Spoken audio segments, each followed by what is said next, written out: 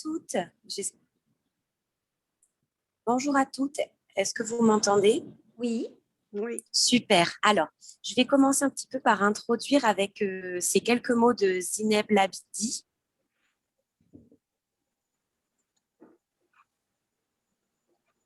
Qui écrit « Je suis trace et le monde après cela n'est plus le même. Il porte ma marque et mon souffle. » Alors, après ces petits mots d'introduction, je vais un petit peu vous parler de cet atelier.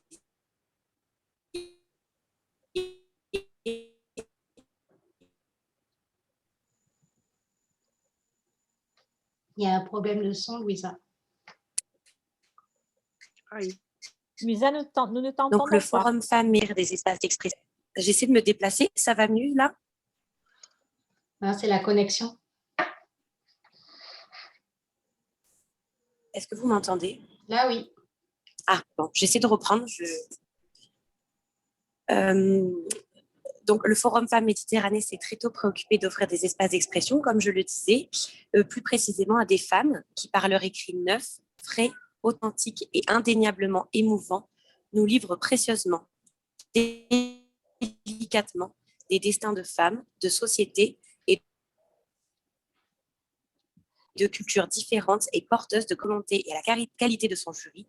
Le Forum Femmes Méditerranée organise un concours de nouvelles sur des thèmes variés touchant à la vie des femmes établies sur les différents rivages de la Grande Bleue, à leurs attentes et au pas qu'elles accomplissent chaque jour pour se rapprocher les unes des autres, pour construire ensemble une Méditerranée humaine, paisible et plurielle. Un des axes forts du Forum Femmes Méditerranée est constitué par le croisement et le dialogue entre les cultures, sous le signe d'une conception vivante de la culture, toujours en train de se faire dans le rapport à soi, à sa propre histoire et dans la rencontre avec l'autre. C'est pourquoi le Forum a à cœur de coupler les écrits des lauréates avec des débats et des interventions autour de sujets qui favorisent les échanges d'idées et de témoignages.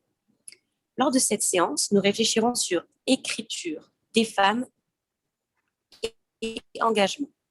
C'est ce thème qui reste le fil conducteur partagé cette fois en deux parties.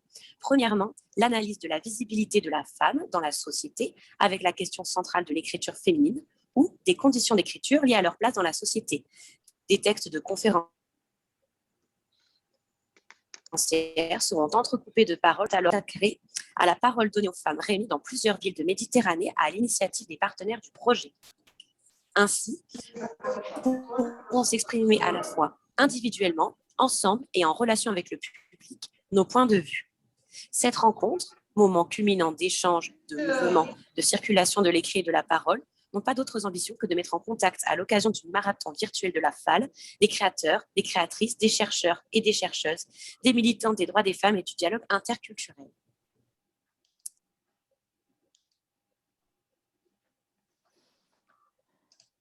Merci, Louisa.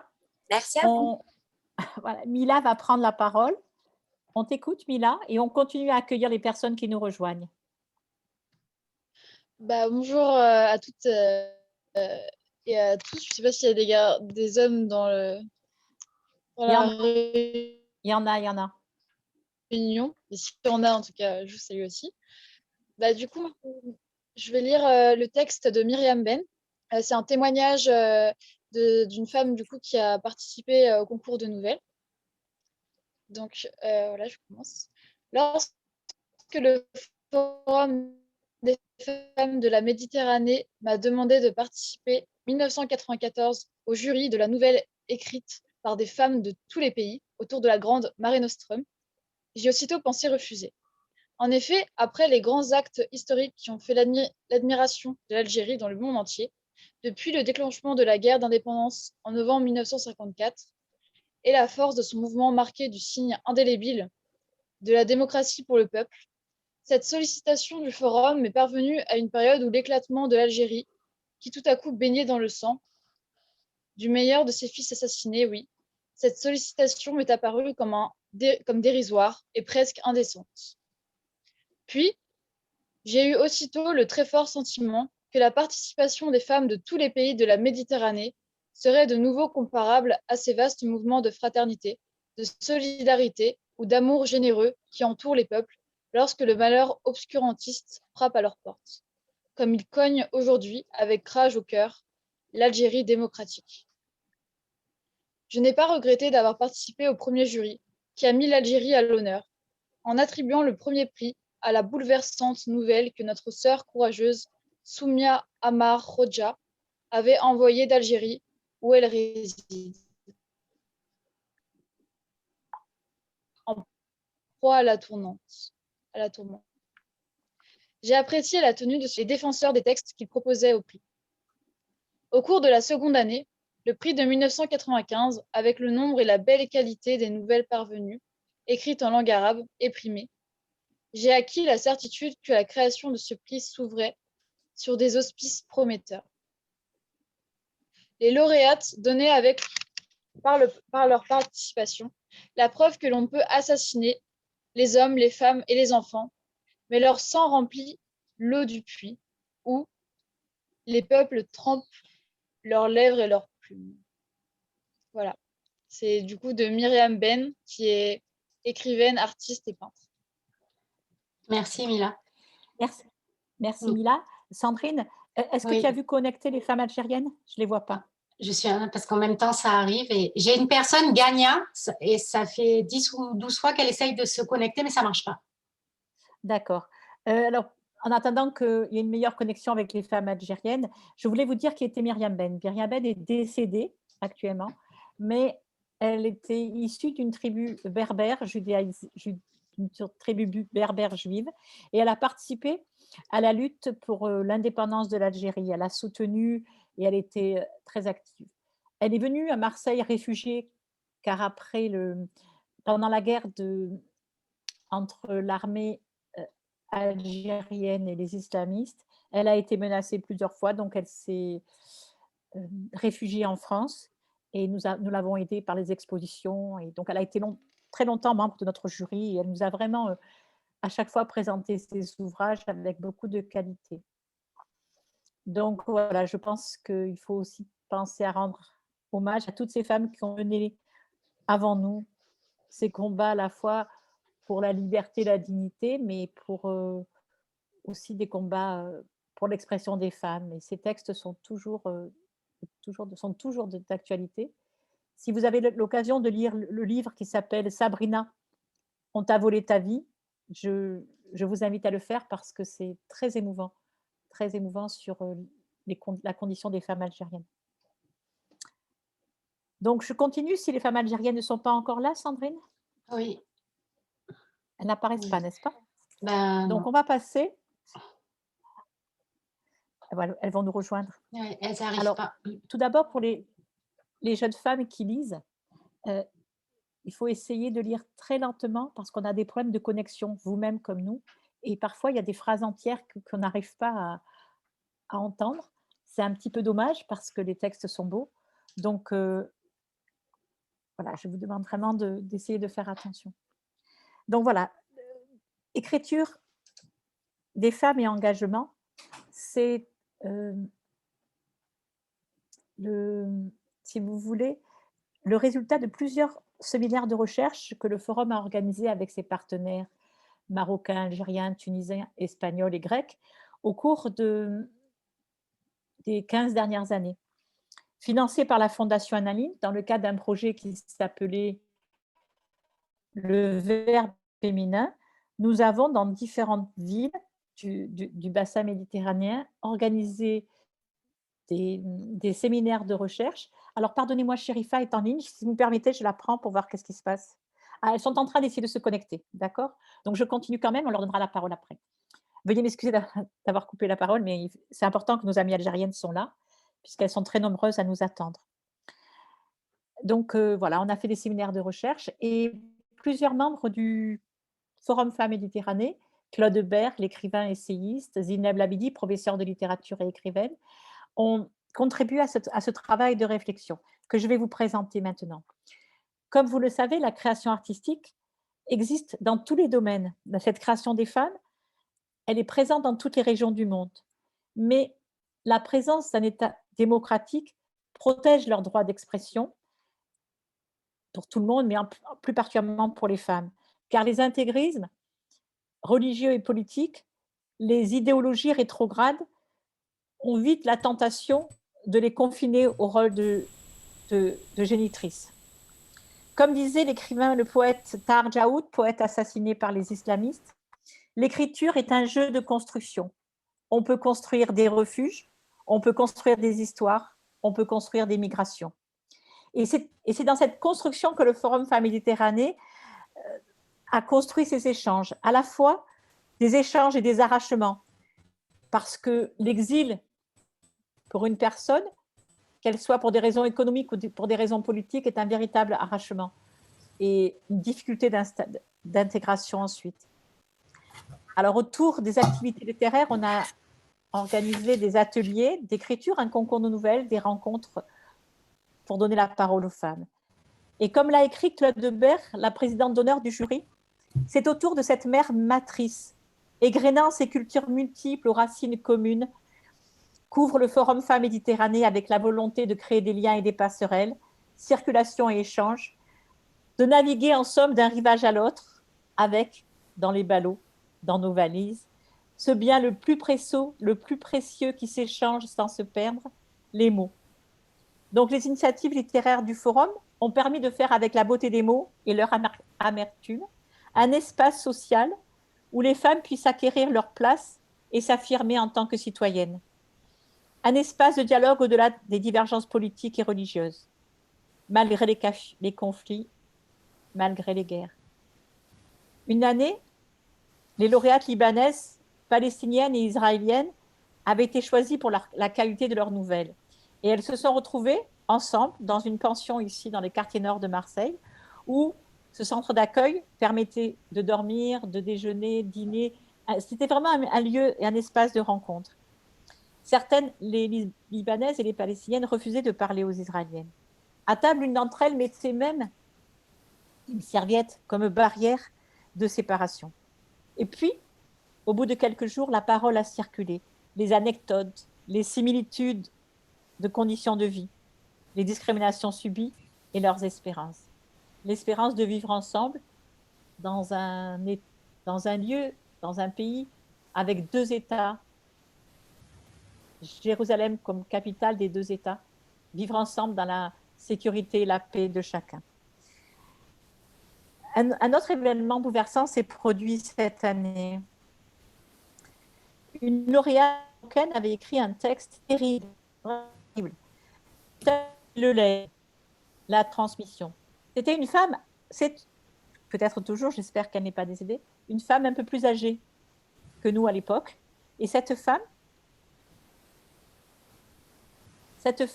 témoignait du fait qu'en fait, les femmes marocaines n'avaient comme transmission à pouvoir, n'avaient comme possibilité de transmission que l'absence de dignité que la société leur accordait. En effet, il n'y avait pas encore eu le code de la Moudawana, le changement de statut personnel de la femme, et les femmes marocaines pouvaient être répudiées du jour au lendemain. Alors cette femme marocaine a appris que son mari s'était remarié avec une autre femme, puisque la polygamie était encore autorisée, et la famille de ce mari, donc sa belle famille à elle, ses enfants, avaient assisté au remariage sans que personne, même pas son mari, ne lui dise ce qui était en train de se passer. Nous étions réunis à l'espace culturel de la Busserine, dans les quartiers nord de Marseille. Et ce moment si émouvant, c'est parce qu'une jeune femme d'origine africaine s'est levée en larmes et a témoigné en disant « moi aussi ça m'est arrivé ». Et c'était très difficile parce qu'on sait que quel que soit le pays d'Afrique ou de Méditerranée, les femmes partagent une communauté de destin et elles vivent beaucoup de choses. Et le fait de pouvoir l'exprimer, le fait de pouvoir écouter ce qui a été écrit, et ce passage, cet échange a été un moment très émouvant de notre rencontre. Donc à travers le concours de nouvelles que nous avons choisi de destiner uniquement aux femmes, nous avons permis la circulation des idées, un certain enrichissement des consciences. Et en nous livrant précieusement leur destin, leur vie, les cultures différentes de leur société, elles ont pu prouver qu'écrire, c'est défier, transgresser, choquer, faire vibrer toute une langue, et tout simplement être en état de complicité avec le mot, la syllabe, la ponctuation, l'image poétique. En fait, se noyer dans un sens sans donner vraiment aux mots leur véritable sens, laisser le texte ouvert à toutes les interprétations possibles. Comme je vous le disais précédemment, après la lecture du texte de Myriam Ben, notre concours de nouvelles a vu le jour au cours de la décennie noire en Algérie. Et les plus beaux textes nous sont d'ailleurs parvenus de ce pays pendant de nombreuses années. En fait, l'écriture active la mémoire, mais l'écriture face à la dévastation, c'est terrible. J'écris pour décrire l'horreur, pour ne jamais oublier, pour que les jeunes générations se souviennent et ne soient plus jamais tentées par l'aventure criminelle du fondamentalisme. Quand la créativité des femmes s'exprime à travers la magie des mots, elle inquiète et dérange. Le tabou est là. Il force le retranchement dans un univers fait d'ombre et de silence mutilants. En sortir, c'est prendre le risque de se livrer aux griefs d'une société qui a pris l'habitude de contenir la parole qui porte les marques du féminin. Tout geste de femme qui écrit est tout entier dans la transgression, car elle entre sur le territoire interdit de la loi. Les écrivaines de langue arabe seraient d'ailleurs assez nombreuses à adopter un nom d'homme pour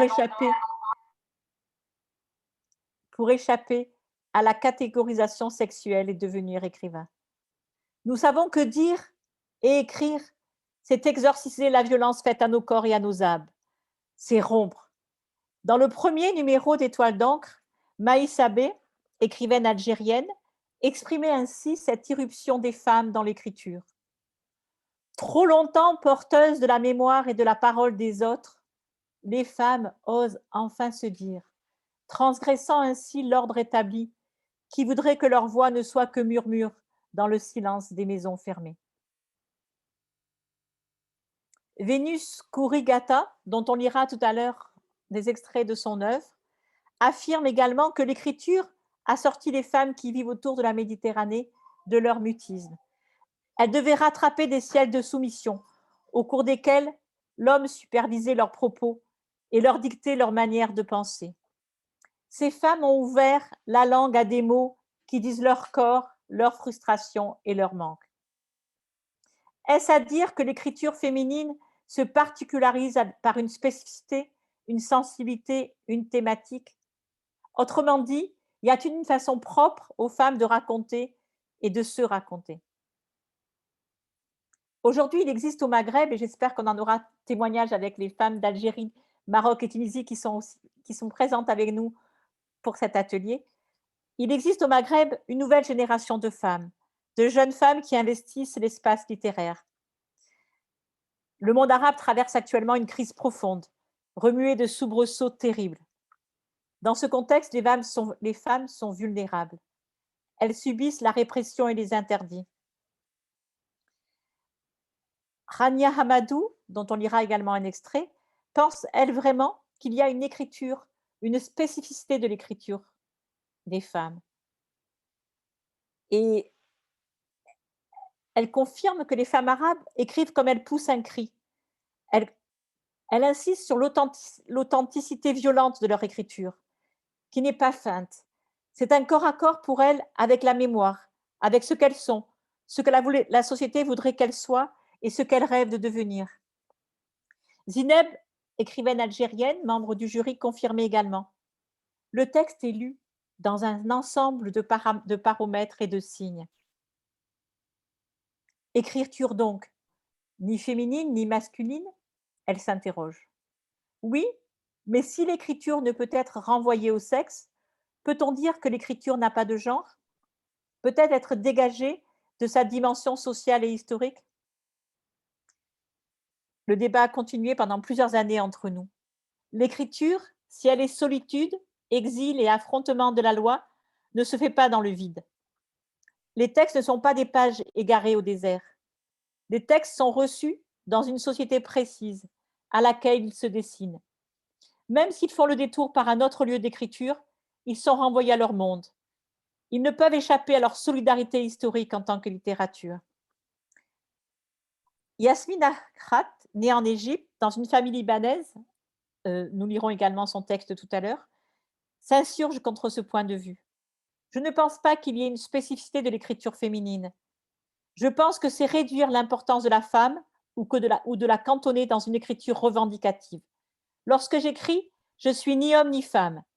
Un livre n'est pas un tract politique. Écrire, pour une femme comme pour un homme, c'est retranscrire la vie et au-delà rendre compte de l'univers intérieur qui nous traverse. On peut donc plutôt parler de conditions féminines dans la création des femmes. Claude Debert, poète et essayiste, choisit d'ailleurs le terme de création des femmes plutôt que création féminine. Et elle dit vraiment que cette création est liée à leurs conditions d'existence, mais pas à la spécificité de leur écriture. Voilà, je m'arrête là parce que je vois que nos amies algériennes sont connectées. Je vois que nos amies algériennes sont connectées. Je ne sais pas si elles ont la possibilité de parler. Et donc, je leur demande à Chérifa, puisque je la vois, je vous remercie d'être nombreuses et voilà. Si vous souhaitez prendre la parole, vous le faites au moment où vous voulez. Je vais demander nous allons prendre la parole quand tu finis ton texte que tu es en train de dire parce que nous sommes en train de te suivre. Et Très donc, bien. dès que tu finis, on va te faire un petit message pour te dire nous allons lire des textes. Très bien. C'est bon? Alors, vous pouvez lire les textes maintenant, mais il y a une mauvaise…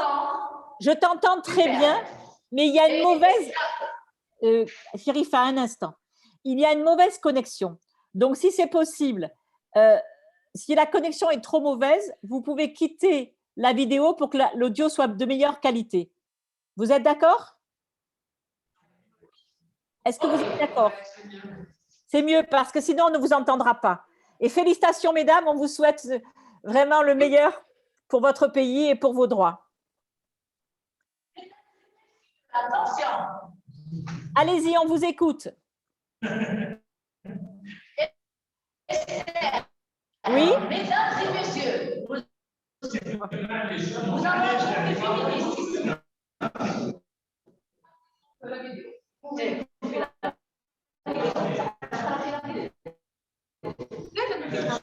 Nous sommes désolés pour les problèmes de connexion, mais c'était tellement important d'avoir les femmes algériennes de l'association Djezerouna.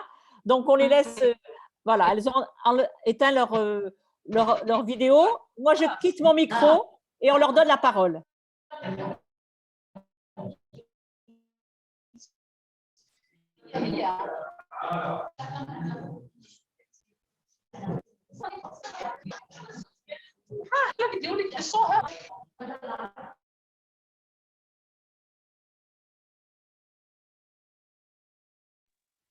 Chérifa, si tu es d'accord, nous allons continuer. Et quand vous êtes prête, vous nous demandez la parole tout de suite, soit en conversation, soit comme vous voulez, et vous l'aurez. D'accord? On voudrait vraiment que vous arriviez à vous connecter et lire les textes que vous avez choisis en français ou en arabe. Donc, du coup, je vais quand même finir ma conférence. Nous avons choisi, avec elle, avec toutes les femmes de Méditerranée, de rêver à un autre destin pour la Méditerranée. Un autre destin où les enfants, les hommes, les femmes ne mourraient pas dans la mer, ne partiraient pas de leur pays en grande difficulté pour ne jamais rejoindre un autre pays. Cette Méditerranée, on veut que ça soit un lien. On ne veut plus la barrière qui a été imposée depuis quelques années. La Méditerranée, ce n'est pas la mer des séparations. Pour nous, la Méditerranée, ce serait plus l'espace de la circulation, pas l'espace des figements.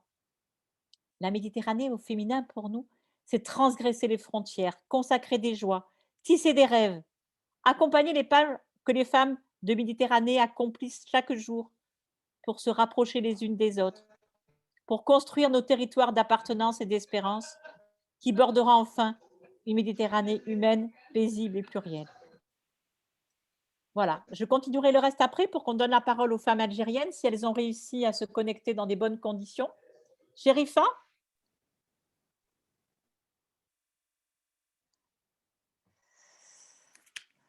On va poursuivre le déroulement en espérant qu'elles vont arriver à se connecter. C'est les inconvénients du direct, mais ce n'est pas grave parce qu'on est là pour s'écouter et se respecter. Donc Zoé, si tu veux bien. Oui, bonjour à toutes. Je vais lire le texte de Yasmine Kalla. Je suis auteure avant d'être femme. Donc elle dit « Je ne pense pas qu'il y ait une spécificité de l'écriture féminine dans la littérature du monde arabe. Je pense que c'est réduire l'importance de la femme arabe que de la cantonner à une écriture revendicative. Lorsque j'écris, je ne suis ni homme ni femme. Un livre n'est pas un tract politique. Écrire pour une femme comme pour un homme, c'est retranscrire la vie et, au-delà, rendre compte de l'univers intérieur qui nous traverse. Il est toutefois évident que dans le monde arabe, en particulier, les écrivains hommes ont une place prépondérante. C'est sans doute le signe que dans une société où la communauté passe avant l'individu, les femmes ont plus de mal à accéder au droit d'exister par elles-mêmes, donc de créer. Mais je refuse de généraliser. La situation des femmes dans le monde arabe n'est pas monolithique. Je suis née en Égypte, dans une famille libanaise francophone. Ma langue maternelle, qui est ma langue d'écriture, est le français. Je vis à Paris depuis une dizaine d'années. Je suis donc riche de tous ces apports qui nourrissent mon écriture. Il y a en moi un flux entre mes racines arabes et mon expérience française. Il y a dans mon écriture des rythmes, une sensualité, une lumière qui me vient de l'autre côté de la Méditerranée. C'est cela qui me caractérise, plus que le fait d'être une femme.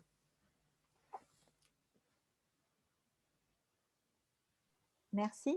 Donc, Simi, si tu pouvais lire le texte de Rania, le texte numéro 5, tu as la parole. Tu peux mettre ton micro. Tu nous entends, Simi?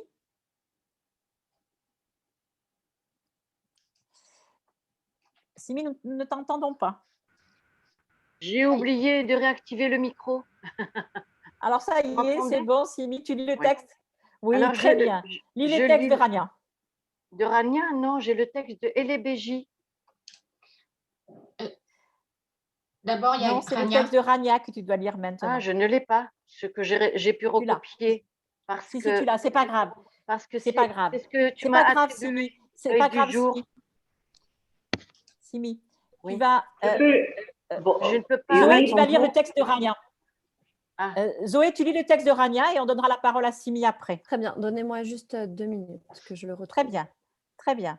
Pendant ce temps, on vérifie que Sherifa est bien en ligne et qu'on arrive à se connecter avec elle. Bon, on va voir, on va voir.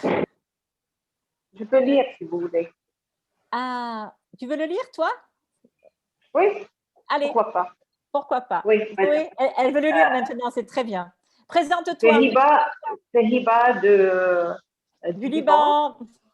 Oui, on t'écoute. de l'association libanaise pour l'égalité. Oui, Rania Hamoudi, j'écris comme on pousse un cri. Je pense qu'il existe une voix féminine spécifique et nouvelle dans le monde arabe. 30 ans après l'affirmation de Khatib Yassine, qui disait que la femme qui écrit vaut son pesant de poudre, est toujours d'actualité. Dans une société et une littérature dominée par des hommes, l'écriture des femmes est un apport particulier pour la littérature du monde arabe. Aujourd'hui, il existe au Maghreb une nouvelle génération de femmes qui investissent l'espace littéraire. Le monde arabe traverse actuellement une crise profonde, remuée des soubresauts terribles. Dans ce contexte, les femmes sont vulnérables, elles subissent la répression et les interdits. Il est donc important que des femmes écrivains expriment leur vécu, parlent de leur statut difficile, mettent en scène leurs préoccupations fondamentales. En tant que membre de cette génération d'écrivains, je me sens un peu comme la porte-parole de toutes ces souffrances silencieuses. Les femmes du monde arabe écrivent comme on pousse un cri. Il y a une authenticité violente dans leur écriture qui ne peut être faite un corps à corps avec la mémoire, ce qu'elles sont, ce que la société voudrait qu'elles soient et ce qu'elles rêvent de devenir. Oui, c'est ça. Merci Riba, merci sincèrement. Nous sommes fiers que le Liban soit partenaire de ce projet, soit avec nous pour partager ses expériences littéraires. Et nous souhaitons le meilleur au Liban, que vous résolviez votre crise politique, sociale et économique et que les femmes obtiennent enfin leurs droits réels au Liban en politique. Espérons toujours. Voilà. En tout cas, nous sommes solidaires du combat des femmes libanaises. Alors donc, oui, Sandrine, je te laisse continuer à faire la modération.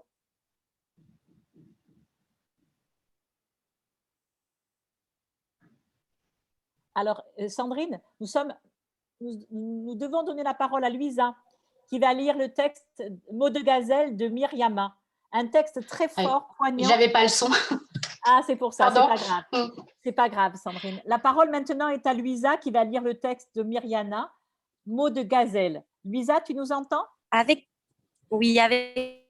Alors, Louisa, comme tu as une mauvaise connexion, essaye de parler lentement. Et si la connexion ne s'améliore pas, quelqu'un d'autre lira le texte. D'accord? Vous m'entendez? Oui, mais tu sais que c'est haché, c'est ça la difficulté. Il y a 3 mots qui disparaissent. Vas-y, Louisa. Oui. D'accord, vous me dites, hein? D'accord, pas de souci, vous mots. Quitte à déplaire à ceux qui devraient être relégués au rang de mauvais souvenirs, mais qui sont Louisa, pardonne-moi, Louisa. Si tu veux, je lis, Esther. Voilà, pardonne-moi, Louisa, mais peut-être que dans le lieu où tu as, il n'y a pas assez de... Excuse-moi de te couper la parole, mais on n'entend pas vraiment bien. Le lot quotidien des femmes. Si nos mères ont... Louisa, pardon. Louisa. Excuse-moi, Louisa. Si tu peux couper ton micro, Sandrine va le lire. Et la prochaine fois, pour les textes, on les enregistrera à l'avance. Je suis désolée, Louisa, mais il y a trop de mots qui manquent. D'accord? Enfin, il n'y a pas de souci, il n'y a pas de problème. Je sais, bien sûr. Nous, on essaye de faire pour le mieux pour que tout le monde comprenne. Alors voilà, Sandrine, si tu veux bien le lire, merci beaucoup. Mots de gazelle. Il n'y a pas de souci. Mots de gazelle. Il a fallu dire les mots avec des mots quitte à déplaire à ceux qui se sentiront concernés par des réalités qui devraient être reléguées au rang de mauvais souvenirs, mais qui sont encore trop souvent, hélas, le lot quotidien de bien des filles et des femmes. Si nos mères ont subi, elles ne sont pas toutes tues, et c'est leur rendre hommage que de faire changer les choses. Les mentalités cimentées doivent voler en éclats afin que les gazelles volent de leurs propres ailes. Douleur, frustration, injustice, sacrifice sont encore une réalité qui concerne les jeunes filles nées en France et censées avoir des droits fondamentaux. Fort heureusement, toutes n'ont pas eu à supporter ce rythme de vie indigne, nos parents ayant, pour la plupart, compris des choses à force d'avoir perdu certaines de leurs filles, celles pour qui la fuite ou le suicide ont été les uniques alternatives. Le dialogue aurait été le bienvenu pour toutes ces femmes exilées, loin de leur famille, mais au nom des tabous, les pères n'ont pas su être à l'écoute. Si au moins la liberté nous était accordée de droit, ça épargnerait les conflits qui ne concernent quasiment pas les enfants de sexe masculin. Aînée et seule fille, mes 4 frères m'ont offert du respect et cela m'a aidé à m'affirmer en tant que personne et à défendre mes droits, car bien qu'ayant des parents ouverts d'esprit et affectueux, le poids des traditions traîne dans notre famille tel un boulet dont on essaie de se délester depuis des générations.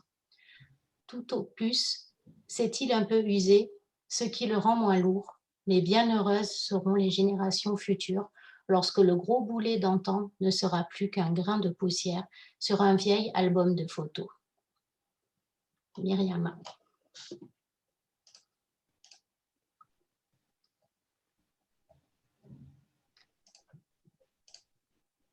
Esther, ton micro. Oui.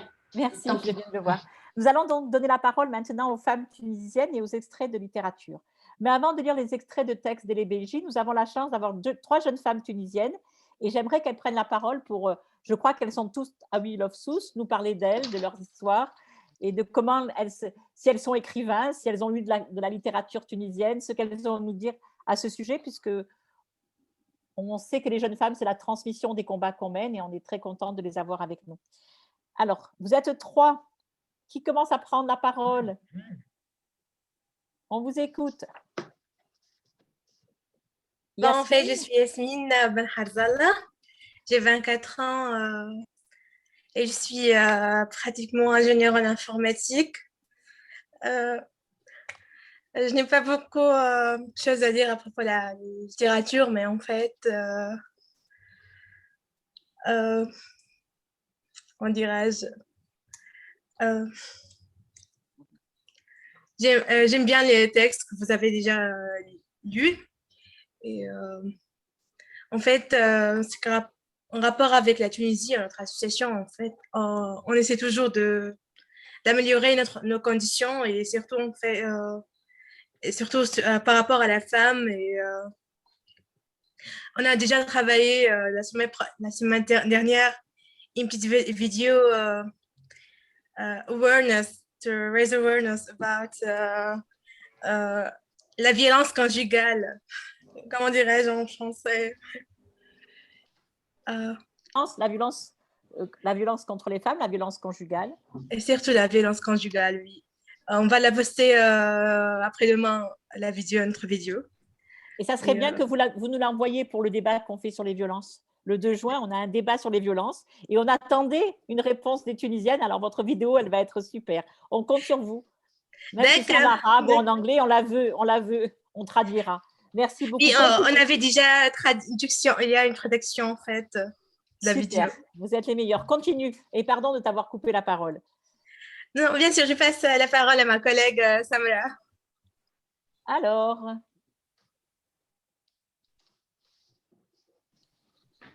Où est-elle? Donc, voilà. Salut. Donc, je suis Samra, 24 ans aussi. Je suis une étudiante en Business Administration in English. Alors, le week-end dernier, on a fait une formation en le dialogue interculturel et l'universalité des droits. C'était très, très, très enrichissant.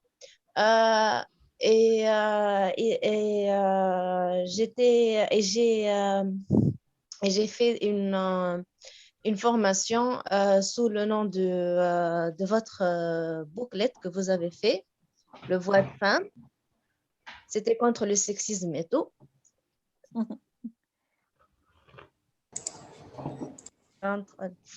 Des ateliers contre le sexisme. Et voilà. C'est gentil. Merci vraiment pour votre témoignage. Vous faites référence pour les personnes qui n'ont pas suivi le projet Voix de femmes, vous faites référence au texte de l'écrivaine égyptienne Serena Shafik, qui, lors de la manifestation Cœur de femmes, au mois de mars 2020, mars 2019, pardonnez-moi. Non, 2020, puisque c'était les derniers jours avant le confinement. Non, c'est bien 4 et 5 mars 2020. Elle a travaillé, elle a réfléchi sur la question du relativisme culturel et l'universalité des droits. Voilà. Donc, je vous quitte un instant. Je vous propose de continuer parce que j'ai une petite problème personnel, enfin, une question personnelle à régler. Donc, Simi, si tu veux lire maintenant le texte et les BJ, Sandrine ou Simi, lisez-le, je vous rejoins dans quelques instants. Je le lis, oui. Faut que je... Alors, j'ai le micro, vous m'entendez? Oui, Simi, vas-y. D'accord. Donc, Elie Beji est née Elie Ben Ammar le 1er avril 1948 à Tunis. Elle est écrivaine et elle est agrégée de lettres modernes, mais je n'ai pas eu le temps de tout recopier parce qu'en fait, j'ai recopié le texte que je n'ai pas réussi à ouvrir sur mon ordinateur et que je ne pouvais pas lire sur le portable en même temps sur lequel je suis en Zoom, en vidéo. Donc, c'est un extrait de L'œil du jour. De ma chambre à coucher, ce matin, je l'entends trottiner, paisible, ignorante, compter ses prières, les recompter, marcher doucement le temps avec elle, revenir, fouiller un bric-à-brac, le cœur attendri, sans angoisse ni savoir, dépouiller. Je l'entends vivre de la vie domestique où le monde comme un lit défait retrouve un ordre matinal sous le lustre qui étincelle lentement, et je respire l'odeur de sa vie dépoussiérée et intacte. J'entends sur ses pas la vie ininterrompue de la maison se perdre en elle, son passé. Mystère de ma grand-mère et de sa vieillesse éternelle, porteuse d'un temps sans faille, petite et dandinante, silhouette penchée des jours qui passent, contemplative, effacée, modeste grand-mère, pardon. Je reprends. Petite et dandinante, silhouette penchée des jours qui passent, contemplative, effacée, modeste grand-mère, s'ignorant elle-même, un peu désorientée quelquefois, me questionnant. Être très vieille comme elle, analphabète, ne pas savoir. C'est la fin du texte que j'ai à lire, que j'avais à lire. Merci beaucoup. J'espère que vous avez tout compris, que ce n'était pas saccadé. Non, ça va très bien. Voilà. Ensuite, nous avons donné la parole aux femmes tunisiennes et aux extraits de textes d'Elie Beji. Alors, Elie Beji, c'est une des écrivaines tunisiennes parmi d'autres. Elle a reçu des prix, elle est assez connue. Et je voudrais faire référence à ce qu'a dit notre amie tunisienne, notre jeune femme tunisienne tout à l'heure. Comme elle est ingénieure, bientôt ingénieure, je suis sûre qu'elle aura son diplôme, elle dit qu'en fait, elle ne lit pas beaucoup et qu'elle a beaucoup apprécié ce qui a été dit ici. Alors, je voulais d'abord dire deux choses.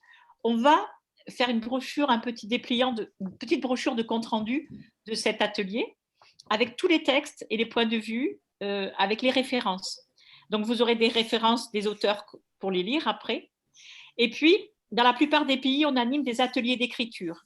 Donc, en Tunisie, lors de notre venue pour le Forum euro-arabe, je verrai avec l'association Wheel of Souls de faire un petit moment d'atelier d'écriture avec vous, jeunes femmes, parce que l'écriture n'est pas réservée aux autres. Il n'y a pas des femmes écrivains qui savent écrire, et comme le sait Marie-Jo qui anime l'atelier d'écriture et que je remercie d'être présente, parfois on pense qu'on ne sait rien dire, qu'on ne sait pas écrire. Et puis on se lance avec des consignes, avec des exercices, on écrit des textes au plus profond de nous-mêmes. Donc, je pense que ça serait bien de vous faire bénéficier de cette expérience. Voilà. Donc, nous sommes maintenant la parole aux femmes libanaises, justement.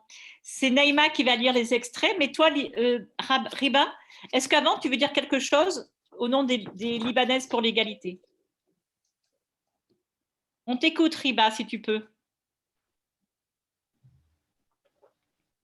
Oui, bien sûr, Esther, oui, d'accord. Voilà. Après, c'est Naïma. Voilà, je veux m'introduire et introduire aussi l'association.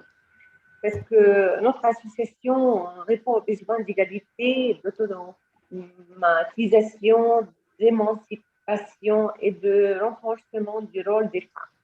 Depuis 9 ans, nos activités concernant la solidarité internationale, l'émancipation des femmes pour le travail, leur visibilité dans l'espace public et la reconnaissance de la créativité pour réaliser les buts de Libanaises pour l'égalité qui sont, comme suite, améliorer les besoins des femmes et avoir les possibilités de formation et apprentissage manuel des compétences, assurer l'emploi des femmes dans les besoins pour renforcer ses capacités, et lutte contre la violence, sensibiliser les femmes à leurs droits et aux droits de leurs enfants au sein de la société, et finalement renforcer les capacités des femmes dans divers domaines.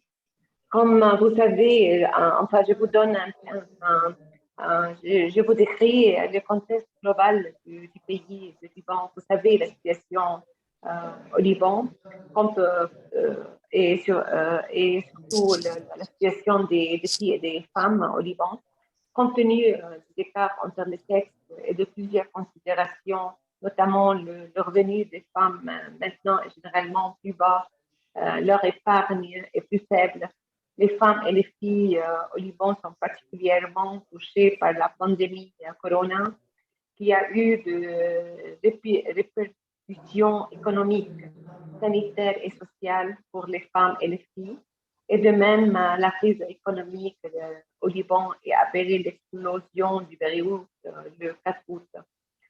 Enfin, de nombreuses femmes, ce que je veux dire, il y a maintenant de nombreuses femmes qui travaillent dans le secteur privé ont perdu leur emploi. La pandémie a accru le fardeau des ménages, la pression psychologique et la violence domestique à l'égard des femmes en raison de mesures fondées sur l'imposition d'une fermeture totale. Alors, les femmes libanaises tentent de trouver une place dans un royaume dominé par des masculinités excessives. Et leur part sur le marché du travail est inférieure de la part des hommes, dans des ratios de qualité, de quantité, de genre et de salaire, sans oublier que la législation libanaise, contrairement aux stéréotypes et à la traite sur le droit des femmes par rapport aux lois régissant des droits des femmes et des familles dans des autres pays aussi.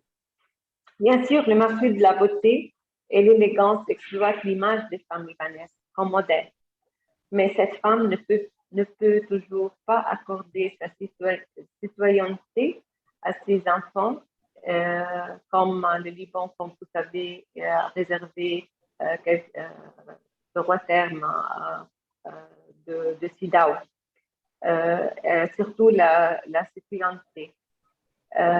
Et si elle épouse un étranger, par exemple, ni les privilèges des hommes dans des contrats de mariage, de divorce et d'héritage. Comme les femmes libanaises tentent de résister de la pensée sociale conservatrice traditionnelle, et nous soulignons leur capacité de pénétrer le domaine vaste et multidisciplinaire. C'est la situation de femmes au Liban qui essayent de s'en sortir, mais il y a beaucoup d'obstacles. Les principaux obstacles rencontrés par les femmes et les filles sont financiers et sociaux.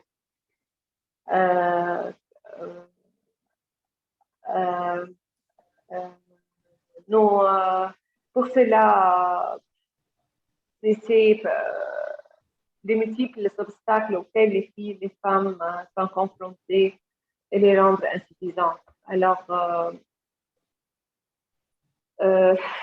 je vous ai donné une petite idée sur la situation actuelle au Liban.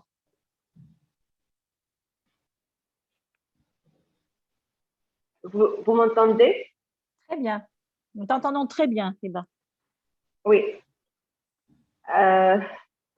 Alors, comme vous savez,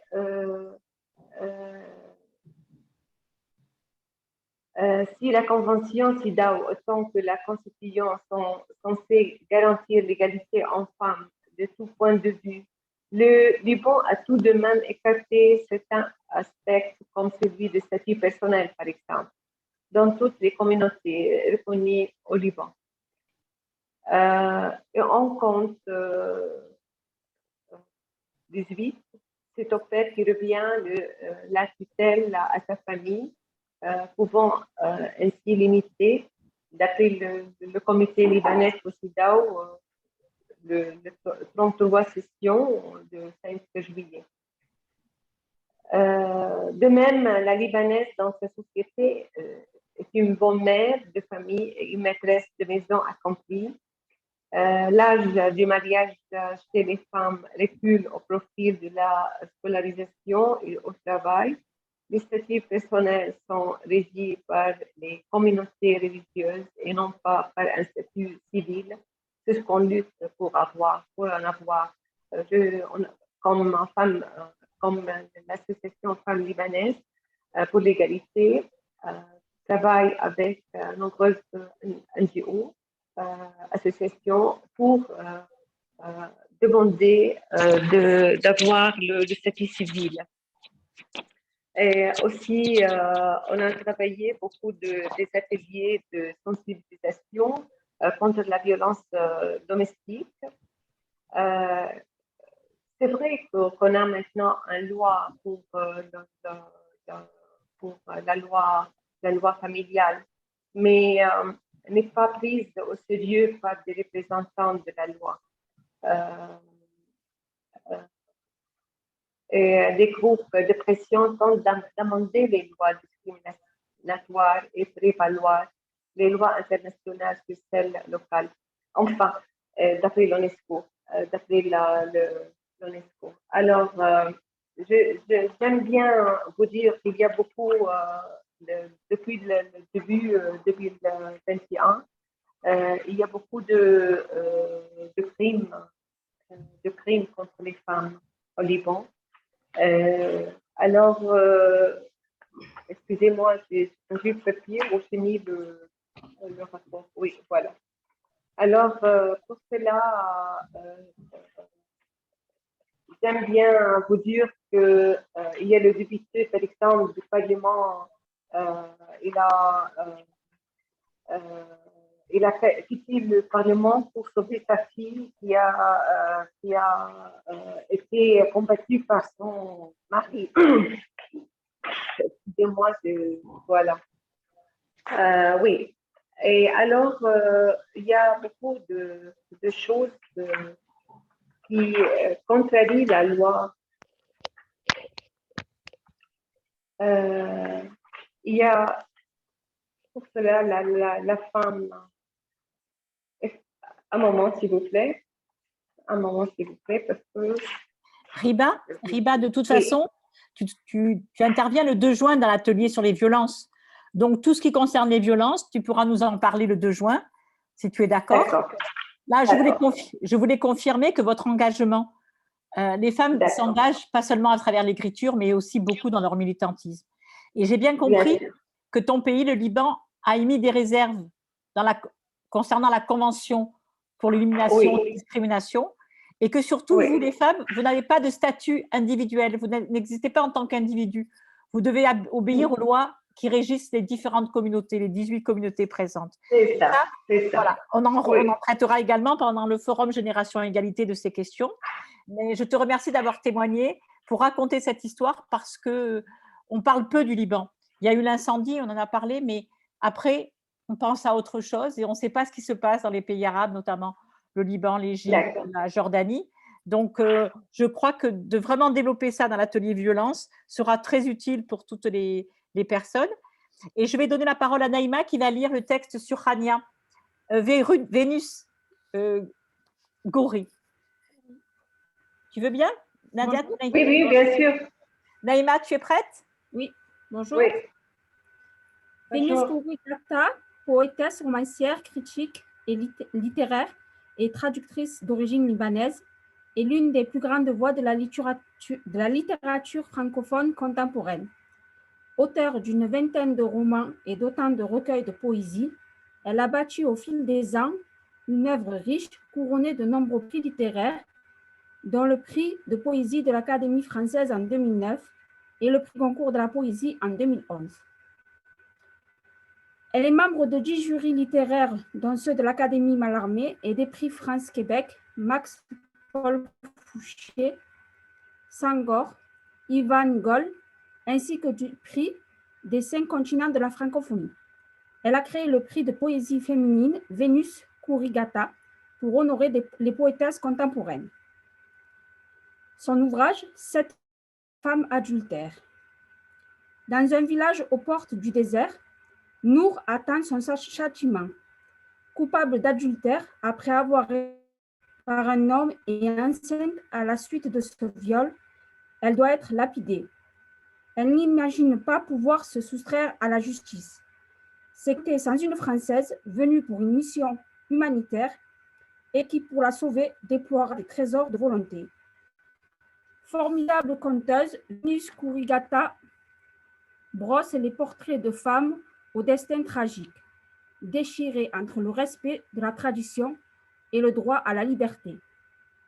Roman de la chair, celle qu'on cache des regards, celle qui enfante, celle qu'on moque, frappe, mutile, blasphème, mais aussi roman de la solidarité féminine. 7 pierres pour la femme adultère vous emporte, vous envoûte et vous bouleverse dans cette lecture portée par deux femmes, deux voix de l'Orient et de l'Occident. Un extrait. Une main te glisse un biberon entre les doigts. Une autre t'aide à t'asseoir. Cale ton dos avec des coussins. Remplace tes chaussures par des babouches confortables. Elles sont de petits soins pour toi. Elles feront pareil pour toutes les nouvelles accouchées. Un loukoum fourré dans ta bouche pour enlever son acidité au lait. Un verre de jus d'amande pour le faire affluer. 2 gouttes d'essence de fleurs d'oranger pour chasser les coliques. Et pour la nuit, la tisane de pavot prodigieuse de sommeil. Voilà.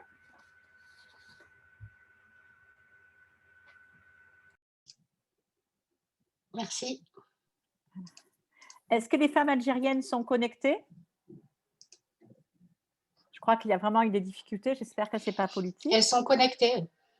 D'accord, elles écoutent, mais elles ne peuvent pas parler, c'est ça? Je ne sais pas.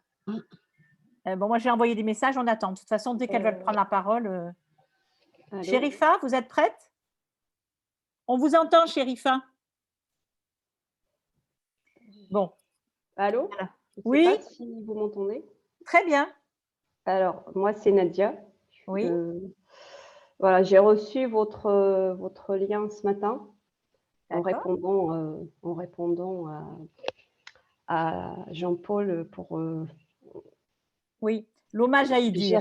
Voilà, hommage à Idir, j'allais juste dire que j'ai rien à voir avec… Enfin, c'est pas que j'ai rien à voir avec la littérature, mais voilà, on ne peut pas dissocier l'art et la littérature. Alors, voilà, c'est vraiment intéressant et bouleversant tout ce que je viens d'écouter. Et ça me parle tellement et je suis tout à fait d'accord avec tout ce qui a été dit et lu. Et voilà. Donc, Nadia, vous êtes de Kabylie? Oui, Voilà. je suis algérienne, je suis artiste peintre. Je vis en France. Je suis à La Rochelle. La Rochelle. Ah, d'accord. Donc, j'ai rejoint votre réunion un peu tardivement parce que je sortais du boulot et voilà, j'ai fait mon possible pour arriver à temps, mais après, voilà, je suis contente que je sois… Nous, on est contente que vous soyez présente. J'aimerais que vous mettiez votre email pour qu'on vous… Parce qu'il va y avoir le 16 juin après-midi à 16h, de 16h à 18h, la parole aux artistes justement de Méditerranée, quel que soit le lieu où elles vivent. Et donc, c'est l'association Artémis de Marseille qui coordonne et qui a fait une petite vidéo à ce sujet. Et on cherche des artistes de différents pays méditerranéens. Donc, on aimerait bien connaître vos œuvres et voir avec vous. On va également travailler avec l'association des femmes de Kabylie qui ont réalisé des moulakats en hommage à Idir et avec lesquels on travaille. C'est mon association. C'est mon association. Alors, je vous invite à les contacter. Très bien. Je vous invite à les contacter et comme ça, vous serez plusieurs à pouvoir exposer, y compris exposer les moulakats que vous avez fait, les présenter. Voilà, si vous voulez, vous me laissez vos coordonnées, comme ça on vous contacte plus particulièrement et comme ça vous participerez avec nous et on vous remercie de votre témoignage. Comme quoi, parfois, quand on envoie les documents et les invitations, même au dernier moment, il y a des gens qui peuvent assister. Ah oui, je suis ravie d'entendre tout ce qui a été dit et comme je vous l'ai dit, je suis complètement d'accord et j'adhère parfaitement parce que voilà, c'est très c'est très complexe comme situation. On n'arrive pas vraiment à se dissocier, à se libérer, si on peut dire ça comme ça. C'est tellement les traditions et le lien familial et je vais dire la religion sans trop dire qu'ils ont une emprise particulière et tellement puissante sur nous, les femmes. Je vais dire maghrébine ou arabe, je ne sais pas. Même si je ne suis pas arabe, je suis berbère, mais voilà, j'ai fait l'école arabe. Et voilà. Donc, alors, merci beaucoup, difficile. Nadia. On sait que donc, le mercredi 16, vous serez avec nous.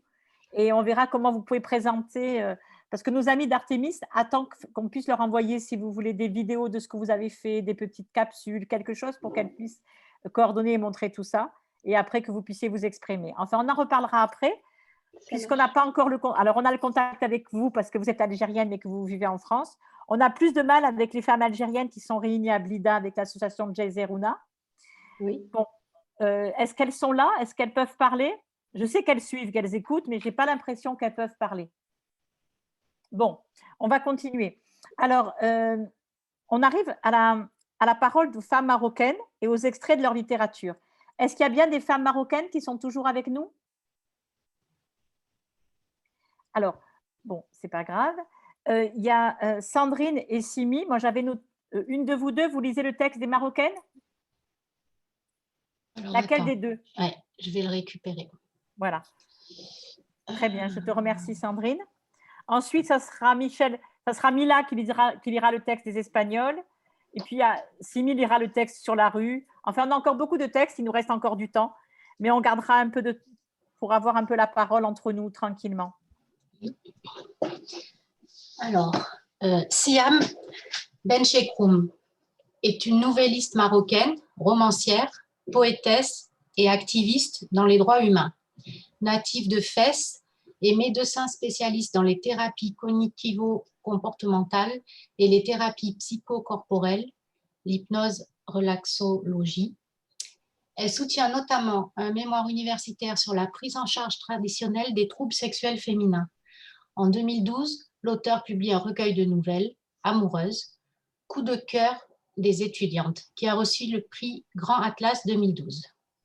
Donc, extrait de ce recueil. Nouvelle semblable, extrait du recueil d'une nouvelle amoureuse. Que de filles autour de moi ont dû subir et subissent encore les mêmes agressions dans le même silence.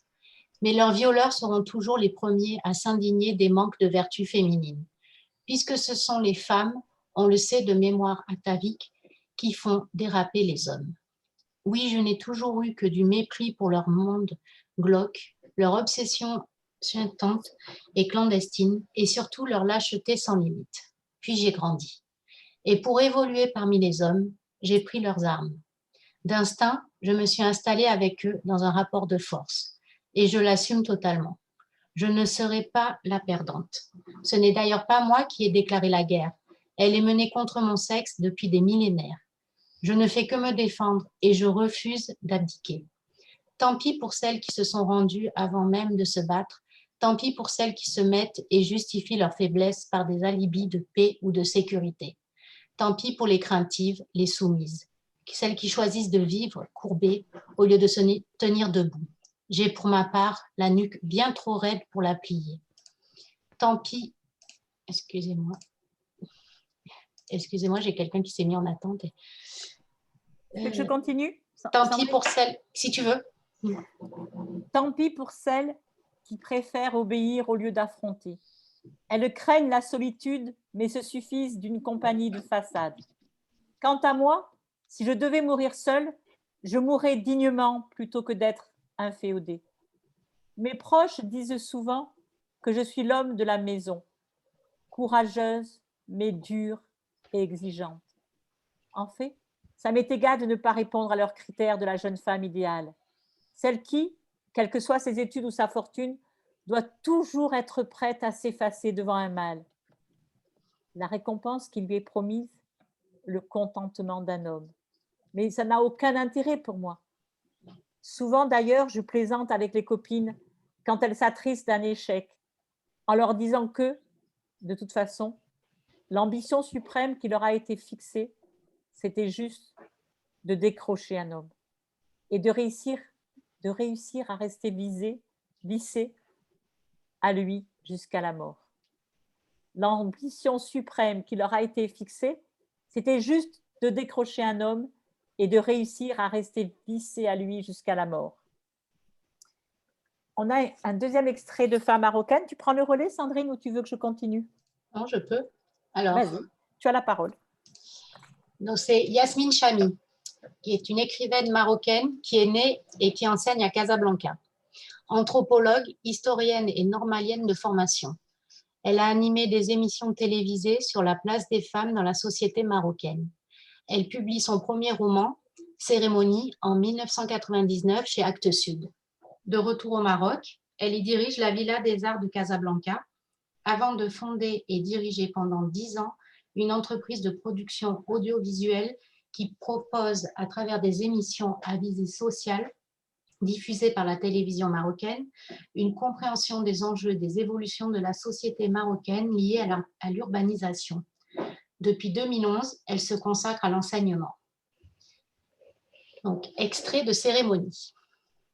De quelle sorte d'intimité sont-elles issues, Aïcha puis Khadija, toutes deux arrimées à la maison familiale par la puissance méconnue de leur corps transformé en territoire collectif.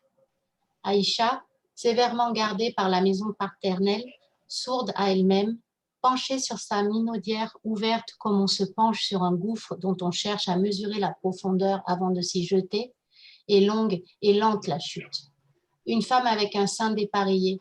Mais où est passé l'autre? Aïcha, incrédule, effleure la chair sans conséquence du côté gauche. Un seul sein, c'est bien suffisant pour une femme solitaire. Que ferait-elle du deuxième? Le destin de Aïcha, l'aimer, la convoiter, entre ses parents restés comme une femme impossible. Et la voilà séparée des autres à jamais. Plus de bain pour Aïcha. Elle l'a décidé, orgueilleuse, retranchée dans son sein droit comme dans une citadelle. Merci Sandrine. C'est des lectures qui sont très émouvantes. Alors, j'ai vu que nos amis marocains du réseau de la Fondation Annaline sont présents. Est-ce qu'ils souhaitent prendre la parole? Samir Tounzi, est-ce que vous souhaitez prendre la parole?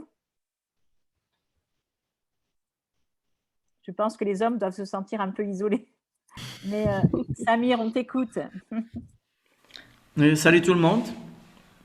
Voilà, je suivais, j'écoutais.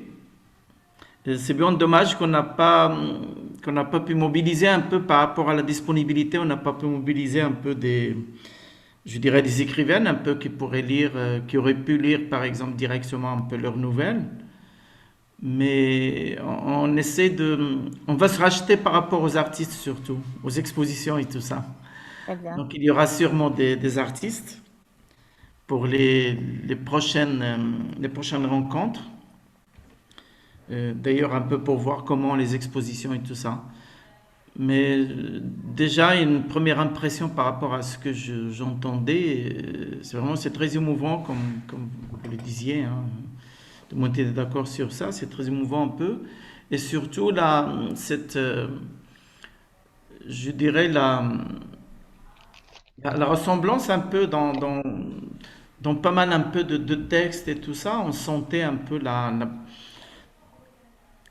c'est-à-dire cette littérature qui est là, c'est vrai, il y a entre autres, il y a sûrement la revendication, on se sent un peu le sens un peu l'aspect amer et tout ça, un peu dans ce qui est lu.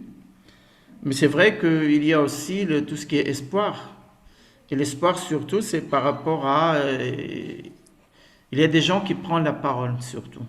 Que ce soit hommes ou femmes, qui prennent la parole et qui lisent ça, qui mènent ça avec les droits humains. Et ça, c'est très intéressant parce que c'est vrai que dès qu'on se met un peu sur une approche un peu, c'est vrai, c'est de la littérature, c'est créativité et tout ça. Mais là, c'est créativité qui est vraiment, on sent l'implication, l'engagement aussi des droits humains, même dans la littérature, et c'est pas seulement de la créativité pour la créativité. C'est pour une cause, c'est pour une mission, c'est pour les droits humains en général. Merci beaucoup Samir. Nous aussi, on a insisté, mais j'ai compris parce qu'on a tellement de travail chacun pour préparer le marathon virtuel, 42 pays, 42 jours pour dialoguer entre nous, différents pays. Je sais que ce n'est pas simple. Et c'est pour ça qu'au dernier moment, nous avons demandé à nos amis universitaires de Zora Mesgaldi, de l'Université de Casablanca, qui est professeur de littérature, justement de nous transmettre des textes, parce qu'on voulait vraiment que l'écriture des femmes marocaines soit présente dans cet atelier. Mais il n'est jamais trop tard. Si vous avez, maintenant que vous avez constaté et que vous avez senti avec nous et partagé avec nous ces moments. Si vous avez cette possibilité, on trouvera toujours le moment, on a toujours encore 4 ateliers, le moment où donner la parole à ces femmes à un moment ou à un autre. C'est bien que vous vous rattrapiez sur l'art plastique et l'association Artemis attend justement que toutes les femmes artistes qui veulent être mises à l'honneur pendant ces 2 heures puissent leur envoyer leurs œuvres. Enfin, je ne sais pas si parfois ça peut être des photos, des peintures ou des productions artistiques, parce qu'elles vont faire un montage vidéo et une création originale en tant que telle, une création, voilà, une véritable création à partir des œuvres de chacune des différents pays. Donc, on est toujours très content d'être partenaire du réseau marocain. Et on va passer maintenant à un autre, je crois que, bon, alors nos amies algériennes nous écoutent, c'est déjà ça. On verra avec elles aussi comment on pourra recréer les conditions d'un dialogue et de leur prise de position à un autre moment. Mila, tu es toujours là? Mila? Oui, je suis là. Ça vient à toi de lire le texte de Michel Juan Cortada qui vit à Allo, qui est adhérente du Forum Femmes Méditerranée, qui a participé au concours de nouvelles. Et on ne voulait pas que l'Espagne soit absente de ce marathon parce qu'ils ne sont pas partenaires en tant que tels, mais on travaille depuis de très, très nombreuses années avec eux et avec elles, évidemment. Et donc, voilà, on te donne la parole pour Michel Juan Cortada. À toi. Oui. Alors, Murcia est l'héroïne de 13 de Mayo, un roman qui se déroule pendant la guerre civile espagnole, de 1936 à 1939. D'abord dans l'île de Majorca, puis à Barcelone. Existante, visible dans sa condition de pauvre paysanne mallorquine, elle déroge à la loi, se dérobe, déjà, invisible dans son engagement au Parti communiste espagnol depuis 1933. Invisible, mais claire avec elle-même, entière, accomplie, dans sa démarche de républicaine. Le 18 juillet 1936, sa vie bascule. Son mari est fusillé et pour sauver son fils des assassinats franquistes, elle va vivre désormais dans l'illusion. Elle étouffe toutes ses convictions les plus fortes et se réfugie avec ses enfants chez sa sœur, une aristocrate qui lui demande de jouer le jeu, de se renier si elle tient à sauver son fils. Elle n'est plus que visible dans le mensonge. La honte et le mépris d'elle-même, le déchirement, font désormais partie de son moi enfoui. Elle n'apparaît plus que masquée. Dans son village, au cours d'une enquête, elle s'affiche avec un fasciste italien, renie sa vie de militante républicaine. Son invisible est dévoré de désespérance, de remords. Ceux des maisons qui la voient passer la méprisent-ils, la maudissent-ils, l'ont-ils condamnée à mort, eux aussi? Il lui arrive de rêver qu'elle court, qu'on la poursuit, qu'on la rattrape. La détresse la cogne, la meurtrit, l'empoigne. Aujourd'hui, elle ne rêve pas. Elle est prise. Elle croise les mains sur ses genoux pour avoir le moins de contact possible avec la voiture. Elle va se lever, dire aux gens de Bini Salem qu'elle n'est pas avec l'Italien. C'est clair. Elle s'insère cependant jusqu'au tréfonds d'une trahison. Des innocents seront fusillés à sa place. Cependant, elle garde au sein de son invisible, mêlé à son désarroi, un ferment de vérité incommensurable, sa vérité, créatrice de sa liberté. C'est en prison qu'elle sera libre, étonnamment ou pas. Son invisible redeviendra le visible. Mais encore, à Barcelone, sa visibilité d'autrefois, celle du début de la guerre, sera négociée par un chef communiste qui fera d'elle une espionne. N'est-elle pas rompue à ce genre d'exercice? Ce n'est que pendant la débâcle des Républicains et la retirada, en janvier 1939, qu'elle retrouvera et revivra son identité propre dans son intégrité. L'ombre et la lumière, le clair-obscur, miroir infidèle, mirage, espoir, sont les heures changeantes de la vie de Murcia. Des innocents seront fusillés à sa place. Voilà. Merci de m'avoir écouté. Merci Mila. C'était aussi un moment fort Vous savez que depuis sa création, le Forum Femmes Méditerranée a facilité l'expression des femmes et s'est très tôt préoccupé de leur donner Le Forum Femmes Méditerranée s'est très tôt, depuis sa création, donné les moyens d'expression pour les femmes. Et donc, nous avons organisé un concours de nouvelles où de tous les pays de la Méditerranée, puis après la mer Noire, la Bulgarie, la Slovénie, la Bosnie-Herzégovine, nous avons eu des textes très émouvants. Et on a pris un exemple du texte La rue. Alors, je ne sais pas si Simi ou Sandrine veulent lire ce qui est sur le thème La rue. De quoi s'agit-il? Malheureusement, pardon. Oui. Je vous prie toutes et tous de m'excuser parce que je n'arrive pas du tout à ouvrir ma visionneuse. Je vais le lire. Sandrine va le lire, ne t'inquiète pas. Je vais le lire. Alors, Sandrine, justement, il n'y a aucun souci, Simi. C'est une première, on se lance, non, il n'y a pas de problème. On peut avoir des problèmes techniques, ce n'est pas si facile que ça avec Zoom, avec les portables, les ordinateurs, on comprend très bien. Ce que je voulais dire, Sandrine, c'est que, en fait, les femmes de différents pays ont traité chaque fois les thèmes de façon tellement différente, c'était très varié, très fort. Et là, pour la nouvelle rue, tu vas nous dire comment les femmes l'ont traité.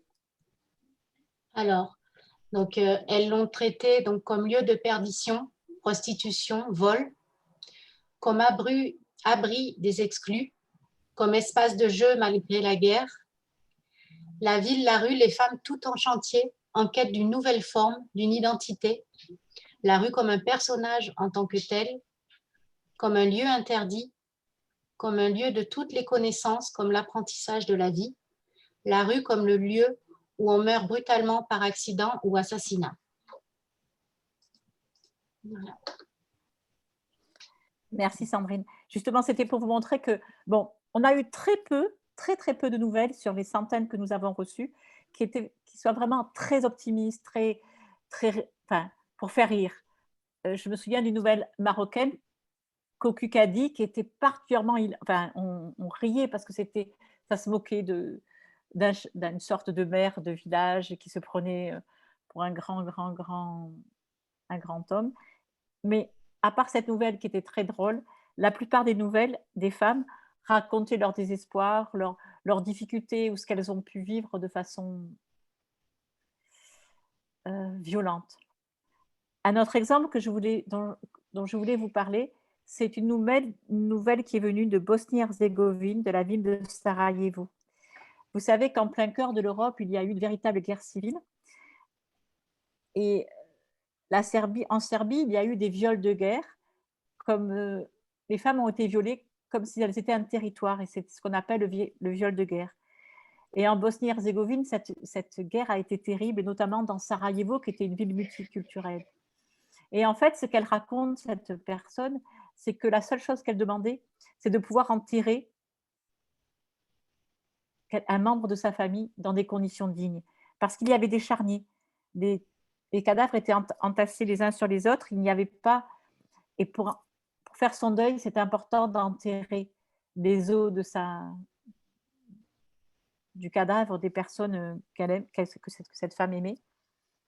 Et politiquement, parce que Samir, tu as bien fait le lien entre écriture et politique et combat pour les droits humains, figurez-vous qu'à Sarajevo, le fait que cette nouvelle ait eu le Grand Prix de la Méditerranée, c'est-à-dire beaucoup plus qu'un prix d'excellence par pays, c'est un Grand Prix qui avait vocation à l'universel. C'était tellement fort que tous les pays ont accepté, tous les membres du jury ont voulu honorer en plus ce texte.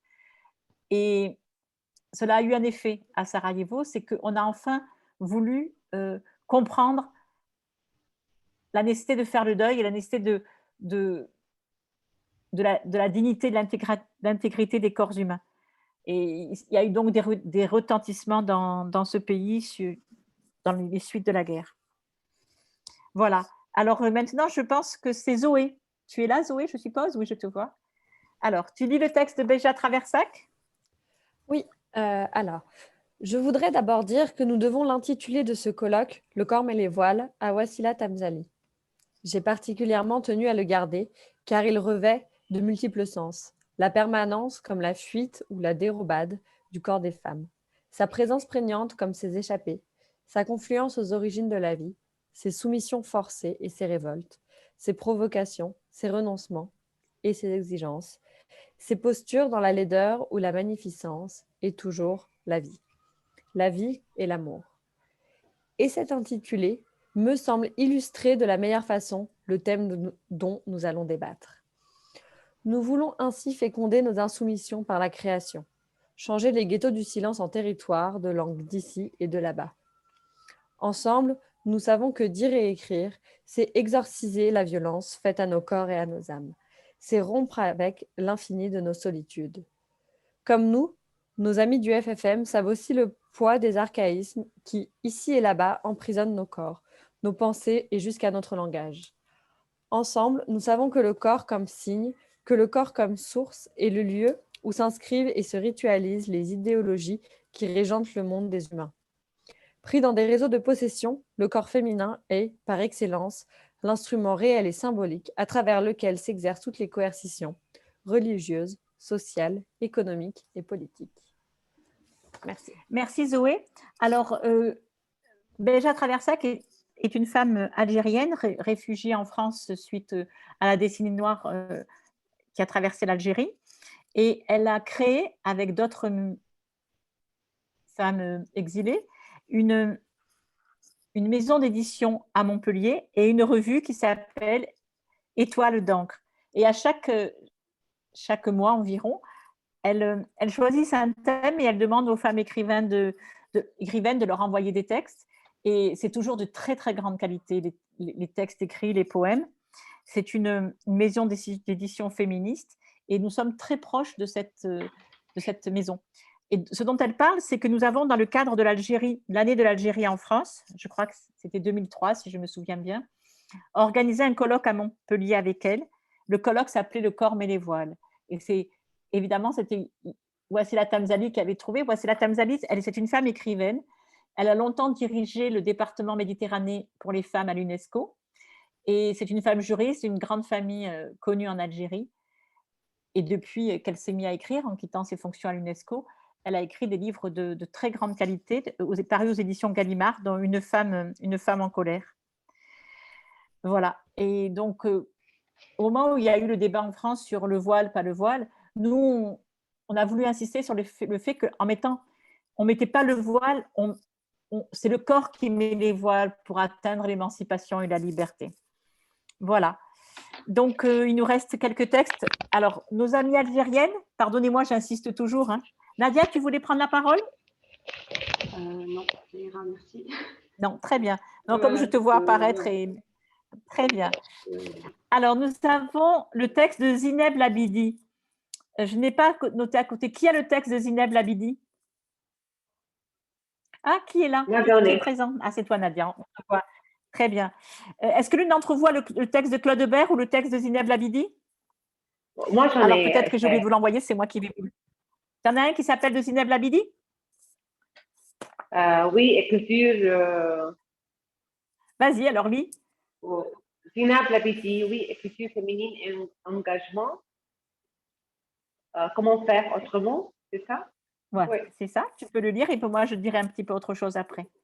Voilà. Oui, d'accord. Pour toute femme, l'écriture, c'est solitude.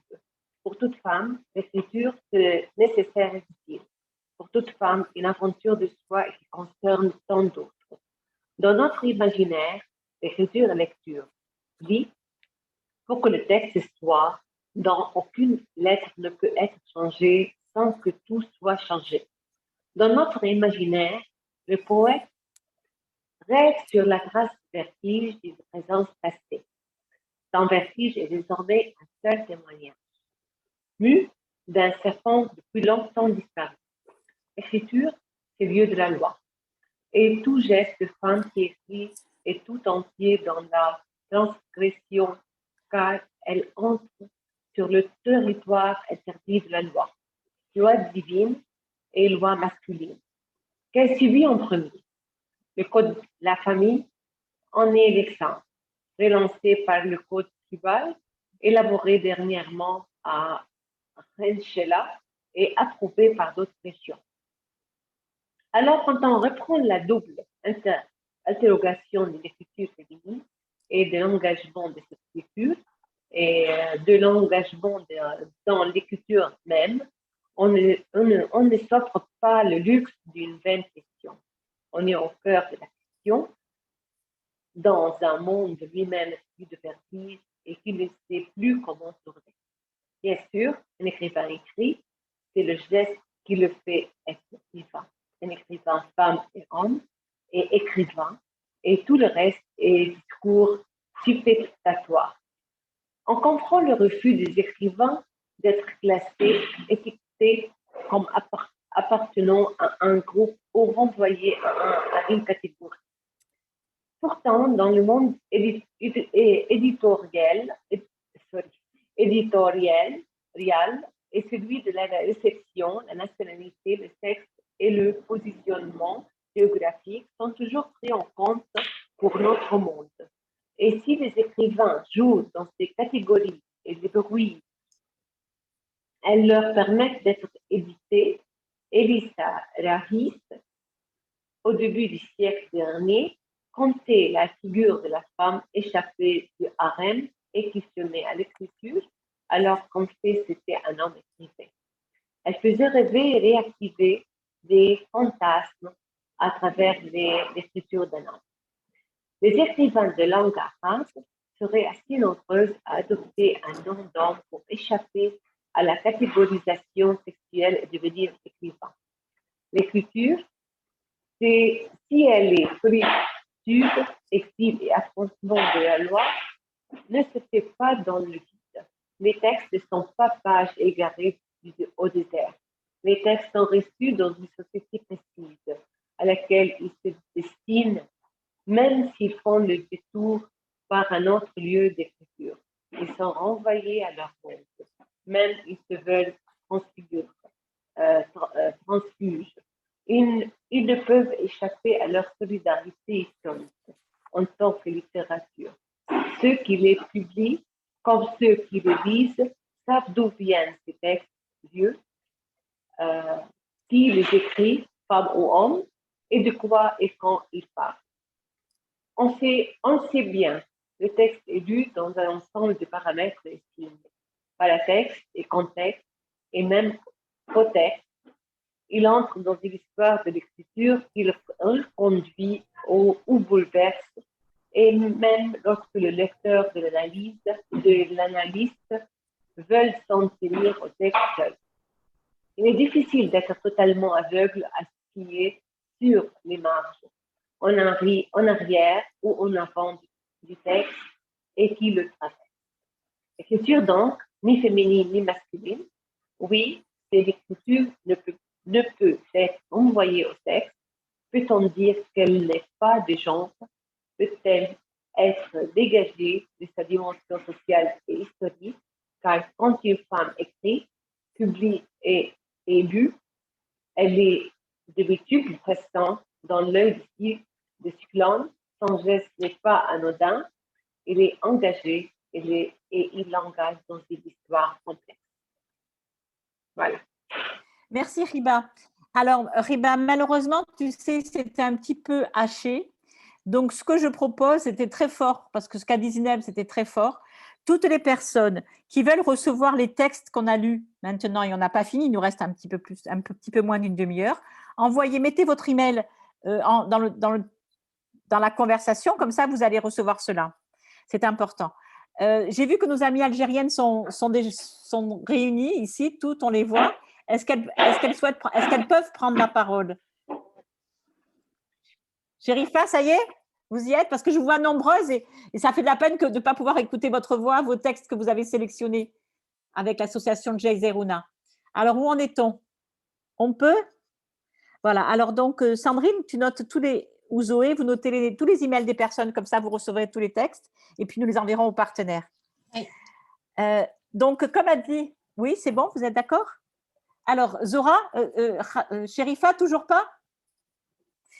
Bon, on organisera un nouveau rendez-vous avec les femmes tunisiennes, algériennes et marocaines parce que cette séance leur a donné envie de chercher autour d'elles des textes de femmes par elles-mêmes et des textes écrits qui leur conviennent. On essaiera de le faire dans des bonnes conditions pour que ce marathon soit un marathon virtuel réussi, malgré les conditions logistiques difficiles. Donc, comme l'a lu notre amie Riba, Zineb, elle a commencé à dire, et ça pose une vraie question, je relis ce qu'elle a dit, pour toute femme, l'écriture, cette solitude. Pour toute femme, l'écriture, ce nécessaire exil. Pour toute femme, une aventure de soi, et qui concerne tant d'autres. Puis, un peu plus tard, dans sa longue conférence, à l'occasion d'un colloque dont je vous ai parlé tout à l'heure, écrire en tant que femme. Comment écrire après l'assassinat de Benazir Bhutto? Comment écrire avec l'étonnement de cette fillette de 8 ans, mariée là-bas, à un homme de 60 ans, ce qui fait presque 8 fois ses 8 ans? La question concerne tout écrivain. Mais en tant que femme, dans cet acte de solidarité historique, comment faire? Comment faire? Comment écrire avec toutes ces voix? Chaque femme qui écrit avec ses voix en présence. Cela donne un dispositif d'écriture particulier qui articule l'oral et le signe écrit, les langues, la langue. L'écriture défie de faire avec l'oral et son éphémère. Toute écriture féminine, toute écriture femme est un corps à corps avec la langue. C'est au cœur de l'écriture poétique de Zineb Larouedj. Lorsque l'oral prend le large de la langue, il fait entendre dans l'écrit le mouvement et le fluctuant, le vivant, tout ce qui éloigne de la langue monument. En cet été algérien meurtrier, on nous parle de langue arabe à sauver.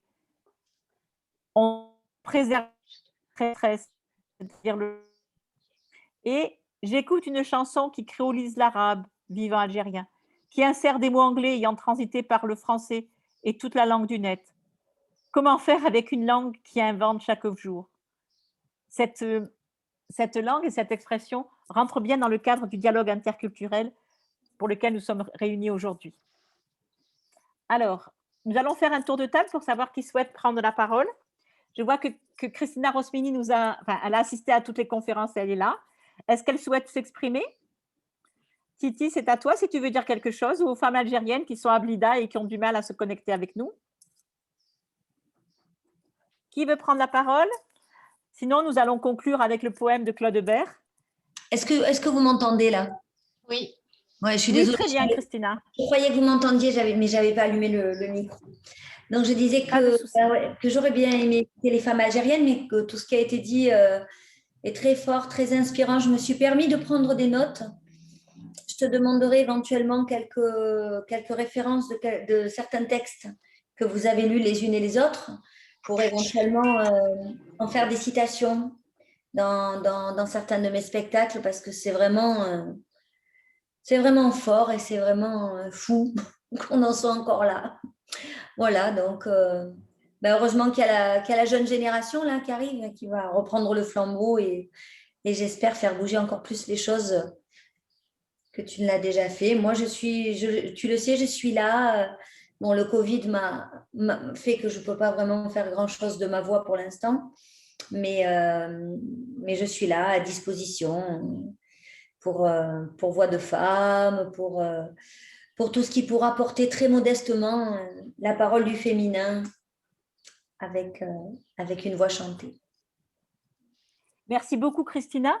Je rappelle pour celles et ceux qui nous ont rejoints tardivement que Christina Rosmini est la marraine du projet Voix de Femmes. Alors, on nous a demandé qu'est-ce que c'était ce projet Voix de Femmes. C'est en fait dans le cadre de la Fondation Annalint, la fondation qui regroupe 42 pays et 4200 associations, la Fondation pour le dialogue interculturel. On a toujours œuvré depuis 10 ans que le Forum Femmes Méditerranée en est chef de file pour faire émerger la question des droits des femmes au niveau international, parce qu'il n'y avait pas beaucoup de féministes dans la Fondation Annalint, il faut le dire.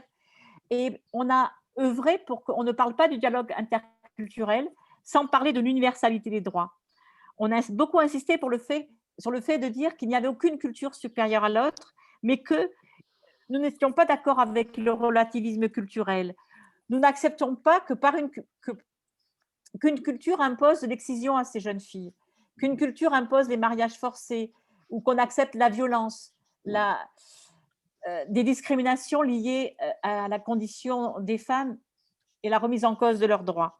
Et petit à petit, dans la Fondation Annalint, on a réussi, notamment lors d'un colloque à Casablanca avec l'association des mères célibataires, Solidarité féminine, à faire prendre conscience à beaucoup de pays arabes et beaucoup d'associations de l'importance qu'on ne pouvait pas parler de droits de l'homme sans tenir compte des femmes, que les droits humains devaient être universels.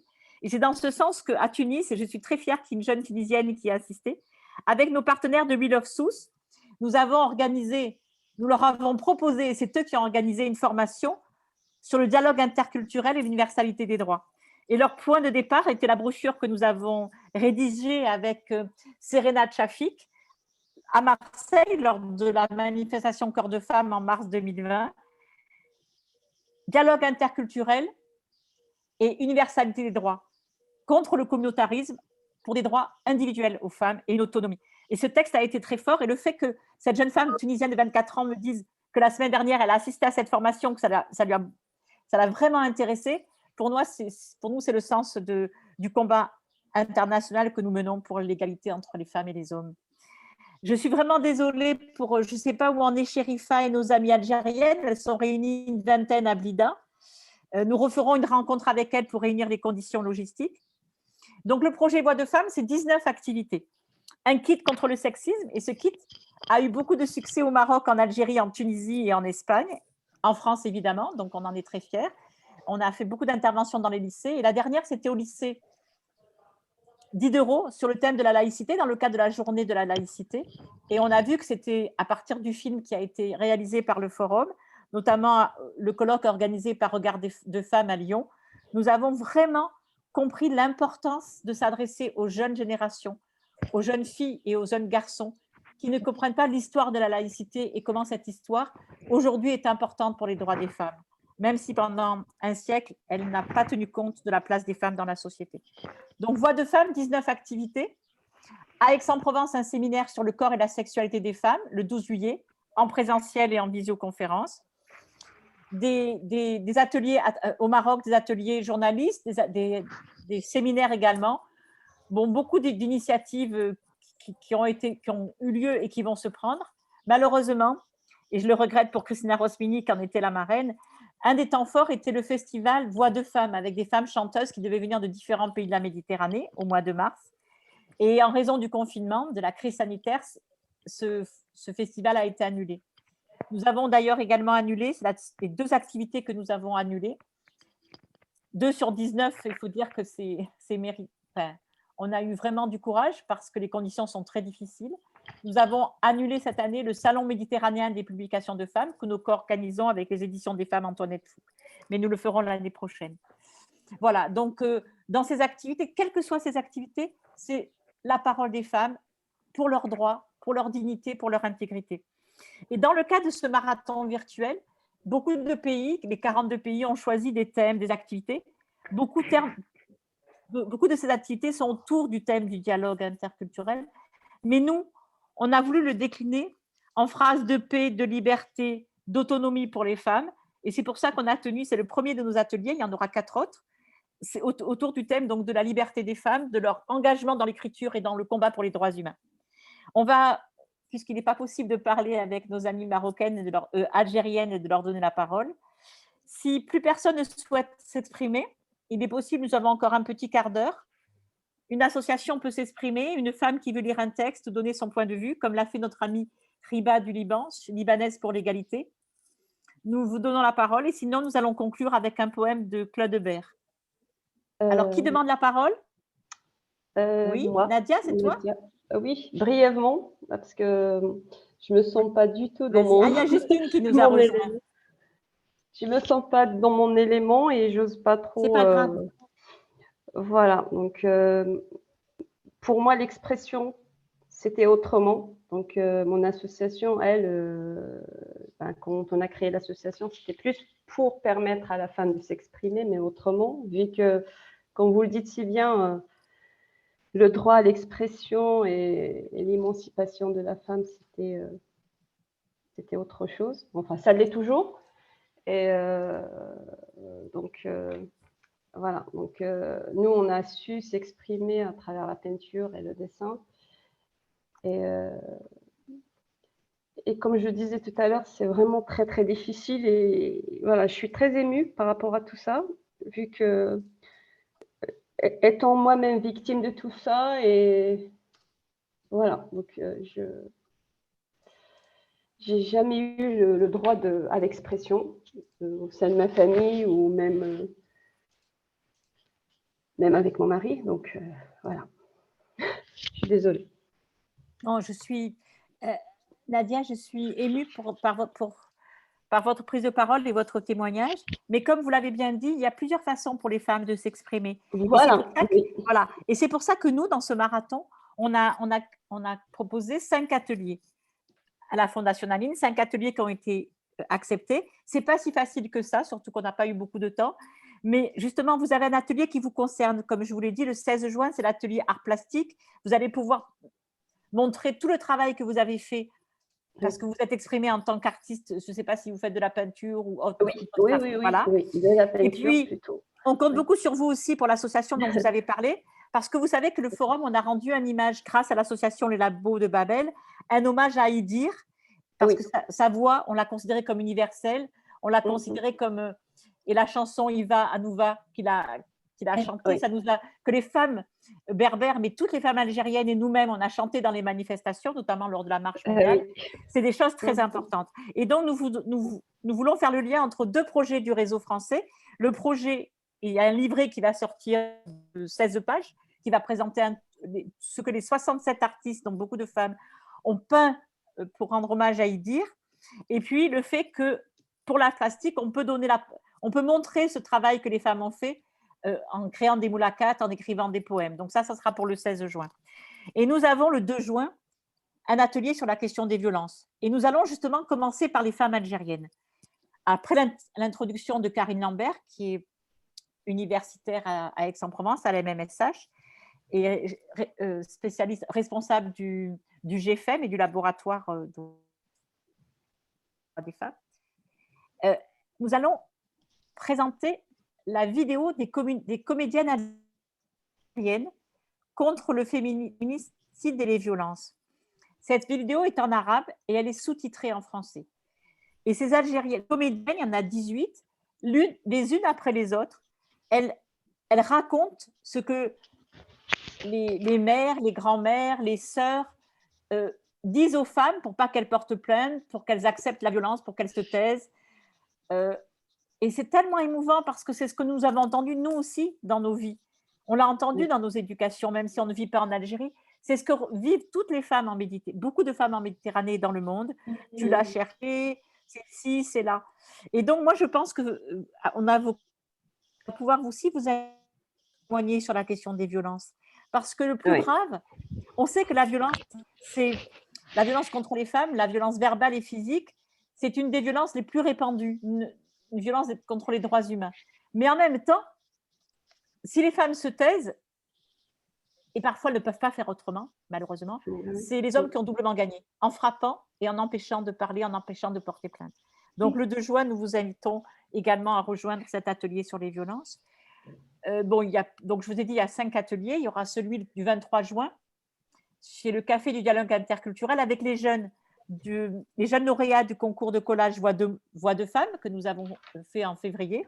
Et puis les jeunes lauréats du concours de l'IMED, la mère de mots. Et avec les jeunes de We Love Sousse, avec les jeunes du Forum Femmes Méditerranée, on espère avec des jeunes de nos amis marocains, du réseau marocain, on va pouvoir justement donner la parole aux jeunes sur comment ils voient l'avenir du dialogue interculturel dans cette période difficile, par la pandémie, par la guerre qui a redémarré en Israël et en Palestine, et par tous les conflits qui existent en Méditerranée. Voilà, donc vous nous avez rassuré, Nadia, je crois qu'on a bien fait de faire ces différents ateliers. Nous vous confirmons que nous envoyons les textes à toutes les personnes qui ont bien voulu nous laisser leur email. Et cet atelier peut également être revu parce que nous l'avons enregistré et nous vous enverrons le lien pour pouvoir les revoir. Nous avons la chance, et avant de finir, alors Justine Lui, qui est chargée de communication à la Fondation Annalint, est avec nous. Elle nous a rejoint un peu tardivement, mais elle nous rejoint. Est-ce que tu souhaites dire quelques mots au nom de la Fondation, Justine? Je suis un peu prise de court et je m'excuse de mon retard. Non, mais c'est très simple pour nous, c'est juste quelques mots. Non, non, mais je suis en admiration aussi pour nous. Enfin, on peut qu'être fiers. Je pense que je peux parler au nom de la Fondation, justement de voir tous ces projets qui prennent vie et puis notamment Voix de femmes. Je pense que ce qui est important aussi dans votre projet, c'est vraiment on ne se focalise pas forcément sur la femme en tant que victime. Bien sûr, on parle justement des violences faites aux femmes, mais c'est aussi vous replacer vraiment le rôle et l'importance du rôle de la femme en Méditerranée, justement. Et c'est ça qui nous a vraiment touchés aussi. Et je pense que c'est l'approche à avoir, parce que souvent, les politiques qui sont faites justement pour les femmes, mais par des hommes, tentent à avoir une approche un peu victimaire de la question. Donc, vraiment, je voulais juste vous féliciter et j'espère avoir l'occasion de participer plus longuement aux prochains ateliers. Et avec impatience, j'attends les prochains ateliers. Merci Esther. Merci beaucoup. Merci Justine. Donc, nous remercions la Fondation Annaline d'avoir retenu notre projet, aussi bien le projet Voix de femmes que le projet donc, de la marche des femmes avec leur corps et leur voix. Pour nous, c'était important. Les conditions matérielles donc, ont été un petit peu difficiles pour les femmes algériennes, mais nous referons une séance malgré tout avec les Tunisiennes, les Marocaines et les Algériennes, parce que notre ami du réseau marocain, par rapport à tout le travail qu'ils ont à faire en ce moment, parce qu'avec le marathon virtuel, on est sollicité de part et d'autre, il a regretté qu'ils n'aient pas pu prendre le temps de chercher eux-mêmes et de faire chercher par les membres de leur réseau des textes à lire ou des textes que les femmes de leur réseau ont écrits. Donc, ils auront l'opportunité, on fera un 6e atelier malgré tout, parce que c'est important aussi bien que les femmes algériennes qui sont là, qui sont 20 réunies à Blida avec l'association de Gézerouna et qui ne peuvent pas s'exprimer pour des raisons matérielles. Et ceux qui n'ont pas eu le temps de travailler, de réfléchir, puissent le faire. Et les jeunes filles tunisiennes qui se sont exprimées, surtout celle qui est ingénieure et qui a dit qu'elle allait bientôt avoir son diplôme, elle a dit en fait que la littérature, ce n'est pas trop son truc. Parce que c'est vrai qu'avec les jeunes générations, c'est plutôt les réseaux sociaux. Et la lecture, ça a un peu disparu. Moi, je vois mes enfants qui lisaient beaucoup quand ils étaient jeunes, ils ne lisent plus de romans, ils ne découvrent plus rien. Et pourtant, c'est tellement important la littérature par rapport à l'histoire, par rapport à la mémoire et par rapport à ce qui se raconte dans ces livres qui sont des questions d'actualité. Comme tu l'as dit, Judith, pour nous, et c'est ce qu'on a essayé d'insister, on va faire le 2 juin dans l'atelier sur les violences, ce n'est pas uniquement ce que vivent les femmes, les discriminations qu'elles subissent, mais c'est aussi leur capacité de résistance, ce qu'elles font pour que ça change, ce qu'elles font à titre collectif, ce qu'elles font à titre individuel. Et pour nous, c'est important. Et se mettre en marche, parce que le marathon, dans 42 pays, 42 jours, c'est se mettre en marche. Le marathon, il court. Nous, on n'a pas voulu courir, on prend notre temps, on marche pour nos droits, on marche pour l'expression des femmes. Et on ne marche pas seul, on marche avec les milliers de femmes qui ont marché dans le monde, qui se sont exprimées. Et en même temps, on se sert de l'outil écriture, chant, art plastique, parce que c'est la Fondation Annaline, c'est une fondation de culture. Et donc, les disciplines, elles sont importantes. Et donc, dans chacune de ces disciplines, il y aura des expressions de femmes et d'hommes également, s'ils souhaitent s'exprimer, comme ça a été le cas aujourd'hui. Voilà. Donc, bon, j'ai encore 2 mots à vous dire, mais d'abord, je conclurai, puisqu'il ne reste plus beaucoup de temps. Sandrine, tu vas lire le poème de Claude Bert en essayant de dire le mot « bar » en arabe comme il faut le dire. On te laisse faire parce que ce n'est pas si simple ce mot. Mais peut-être que nos amis tunisiens et marocains qui sont là, ils vont mieux le prononcer que nous. Alors, vas-y Sandrine. Je dis mer. La mer dit Bahar. Elle dit Sama, ciel, Bahar, mer, et Tang, entre 2 bleus, entre 2 langues, ici où la rime se nomme océan. Bahar, cette mer étrangère avec son sourcil de vague tâtant la terre de son œil, scrutant l'entier de la terre de cet œil qui avance, puis rétracte sa pupille, se retire dans son cœur de mer, et bat mer, Bahar, Bahar, mer, puis revient à grand ourlet de lèvres blanches, se plisse, enfle, enroule à terre entre ses dents d'écume successives. Bahar, elle se nomme Bahar, et moi je ne suis plus moi, mais Anna sous ce ciel où la nuit tombe comme une main qui se retourne, et ma main se retourne avec lui. Yed, main sama, ciel. Main double à 2 mers et à 2 mains. Je te donne mer, tu me donnes Bahar. Donne-moi un mot cela seulement qui se donne sans se perdre. Et nous aurons chacun 2 mots en main, 2 mains en mots, la mer comme une main et les mains aussi libres et larges que la mer. Bahar, main, Yed, mer. Claude Bert. C'est émouvant parce que tu l'as très bien lu, Sandrine. Et Claude Bert, je le disais, est poétesse, essayiste, présidente d'honneur du jury du concours de nouvelles. Et elle a participé il y a quelques années, en 2009, avec le Forum Femmes Méditerranée, un voyage pour la paix avec les femmes israéliennes, les femmes palestiniennes. Quelques mois avant, nous avions marché avec les Jordaniennes le long de la frontière, le long de la vallée du Jourdain, le long de la rivière du Jourdain, parce que nous, en tant que Forum Femmes Méditerranée, évidemment, on est très attachés à la paix. Et le fait que nous étions, et je sais que Marie-Josée Pujol, qui est ici, était présente avec nous, de parler avec des femmes israéliennes qui vivent en Israël, des Arabes israéliennes, des Palestiniennes, des femmes israéliennes qui agissent contre les violences, qui agissent pour la paix et les droits humains, ça a été un moment très fort. Et Claude Bert, quand elle nous a écrit, elle a écrit ce poème et qu'elle nous a lu, on a vu que c'était le dialogue interculturel tel que nous le concevons nous-mêmes, et c'était pour nous très fort, parce que la poésie, c'est toujours très fort. En conclusion, simplement, je voulais vous rappeler, pour celles qui nous ont rejoints un peu tard, c'est que l'objectif du projet qu'on a eu avec à la fois Voix de femmes et la Marche des femmes, c'est de montrer, à travers des ateliers d'expression, d'écriture ou le concours international de nouvelles, la force des femmes et le fait que la prise de parole par une femme, quelle que puisse être son apparente douceur, est toujours un ébranlement du monde. Un ébranlement, et dans l'écriture, aussi bien celle d'Hélène Sixous, Assia Djebar, Fatima Mernissi, et toutes les autres, les femmes écrivaines que nous avons lues et les textes qui vous ont été présentés, ces femmes ont lancé un appel au monde pour bousculer les frontières, les interdits.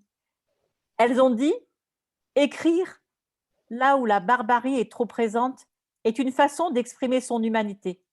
C'est à la fois une bouée de sauvetage et un appel au secours. » Ainsi, par ces initiatives, nous participons à la création d'un espace de réflexion et d'action commun, un espace partagé. Nous attirons l'attention des opinions publiques, comme des décideurs sur les discriminations et les violences, mais aussi, comme je disais tout à l'heure à Justine, sur leur capacité de résistance et de création. Parler, et plus encore, laisser par l'écrit une trace de sa parole, c'est ainsi accéder à une forme de dignité au plus profond de la dimension humaine. Voilà. Mesdames, Messieurs, je vous remercie de votre attention, de votre participation et on vous donne rendez-vous pour les prochains ateliers, que ce soit l'atelier contre les violences, l'atelier chant, l'atelier art plastique et l'atelier du café interculturel avec les jeunes des différents partenaires du projet. Nous nous quittons. Si personne ne veut rajouter un mot. Merci madame. Je vais juste faire un commentaire sur le Bahar. C'est la mer de la plage. Oui, c'est la mer de la plage. Est-ce que tu peux le redire le mot parce que nous c'est voilà, c'est ça. Voilà, c'est pour ça que nous voilà. Le Bahar, c'est la mer de la plage. Le Bahar, c'est le port, c'est même pas la mer. Le Bahar, c'est le port, un port comme le port où il y a les bateaux. S'il te plaît, Simi, ne faisons pas de divergence sur l'interprétation, la traduction des mots. Moi, je trouve qu'on vient de vivre un moment assez fort de partage. Je vous remercie pour les témoignages que vous nous avez envoyés et je vous promets que cette brochure sera faite, mais sans attendre. Vous allez c'est la mer. La mer. Oui. Bon, la mer. C'est ça, c'est la mer. Et l'intérêt dans ce poème, c'est que Claude Bert, elle a tenu à utiliser des mots arabes pour pouvoir justement dire, et c'est ce qui me plaît, c'est l'utilisation de la langue arabe et de la langue française pour justement raconter, décrire. Et c'est justement cela, le dialogue interculturel. On peut se quitter, même si on n'en a pas trop envie. On vous dit au revoir à toutes. Et voilà. Si l'équipe du forum peut rester mobilisée, je voudrais vous dire quelques mots. Ne partez pas. Mila, Lisa, Zoé, Sandrine, Simi, Neima. Au revoir tout le monde. Au revoir Titi. Au revoir.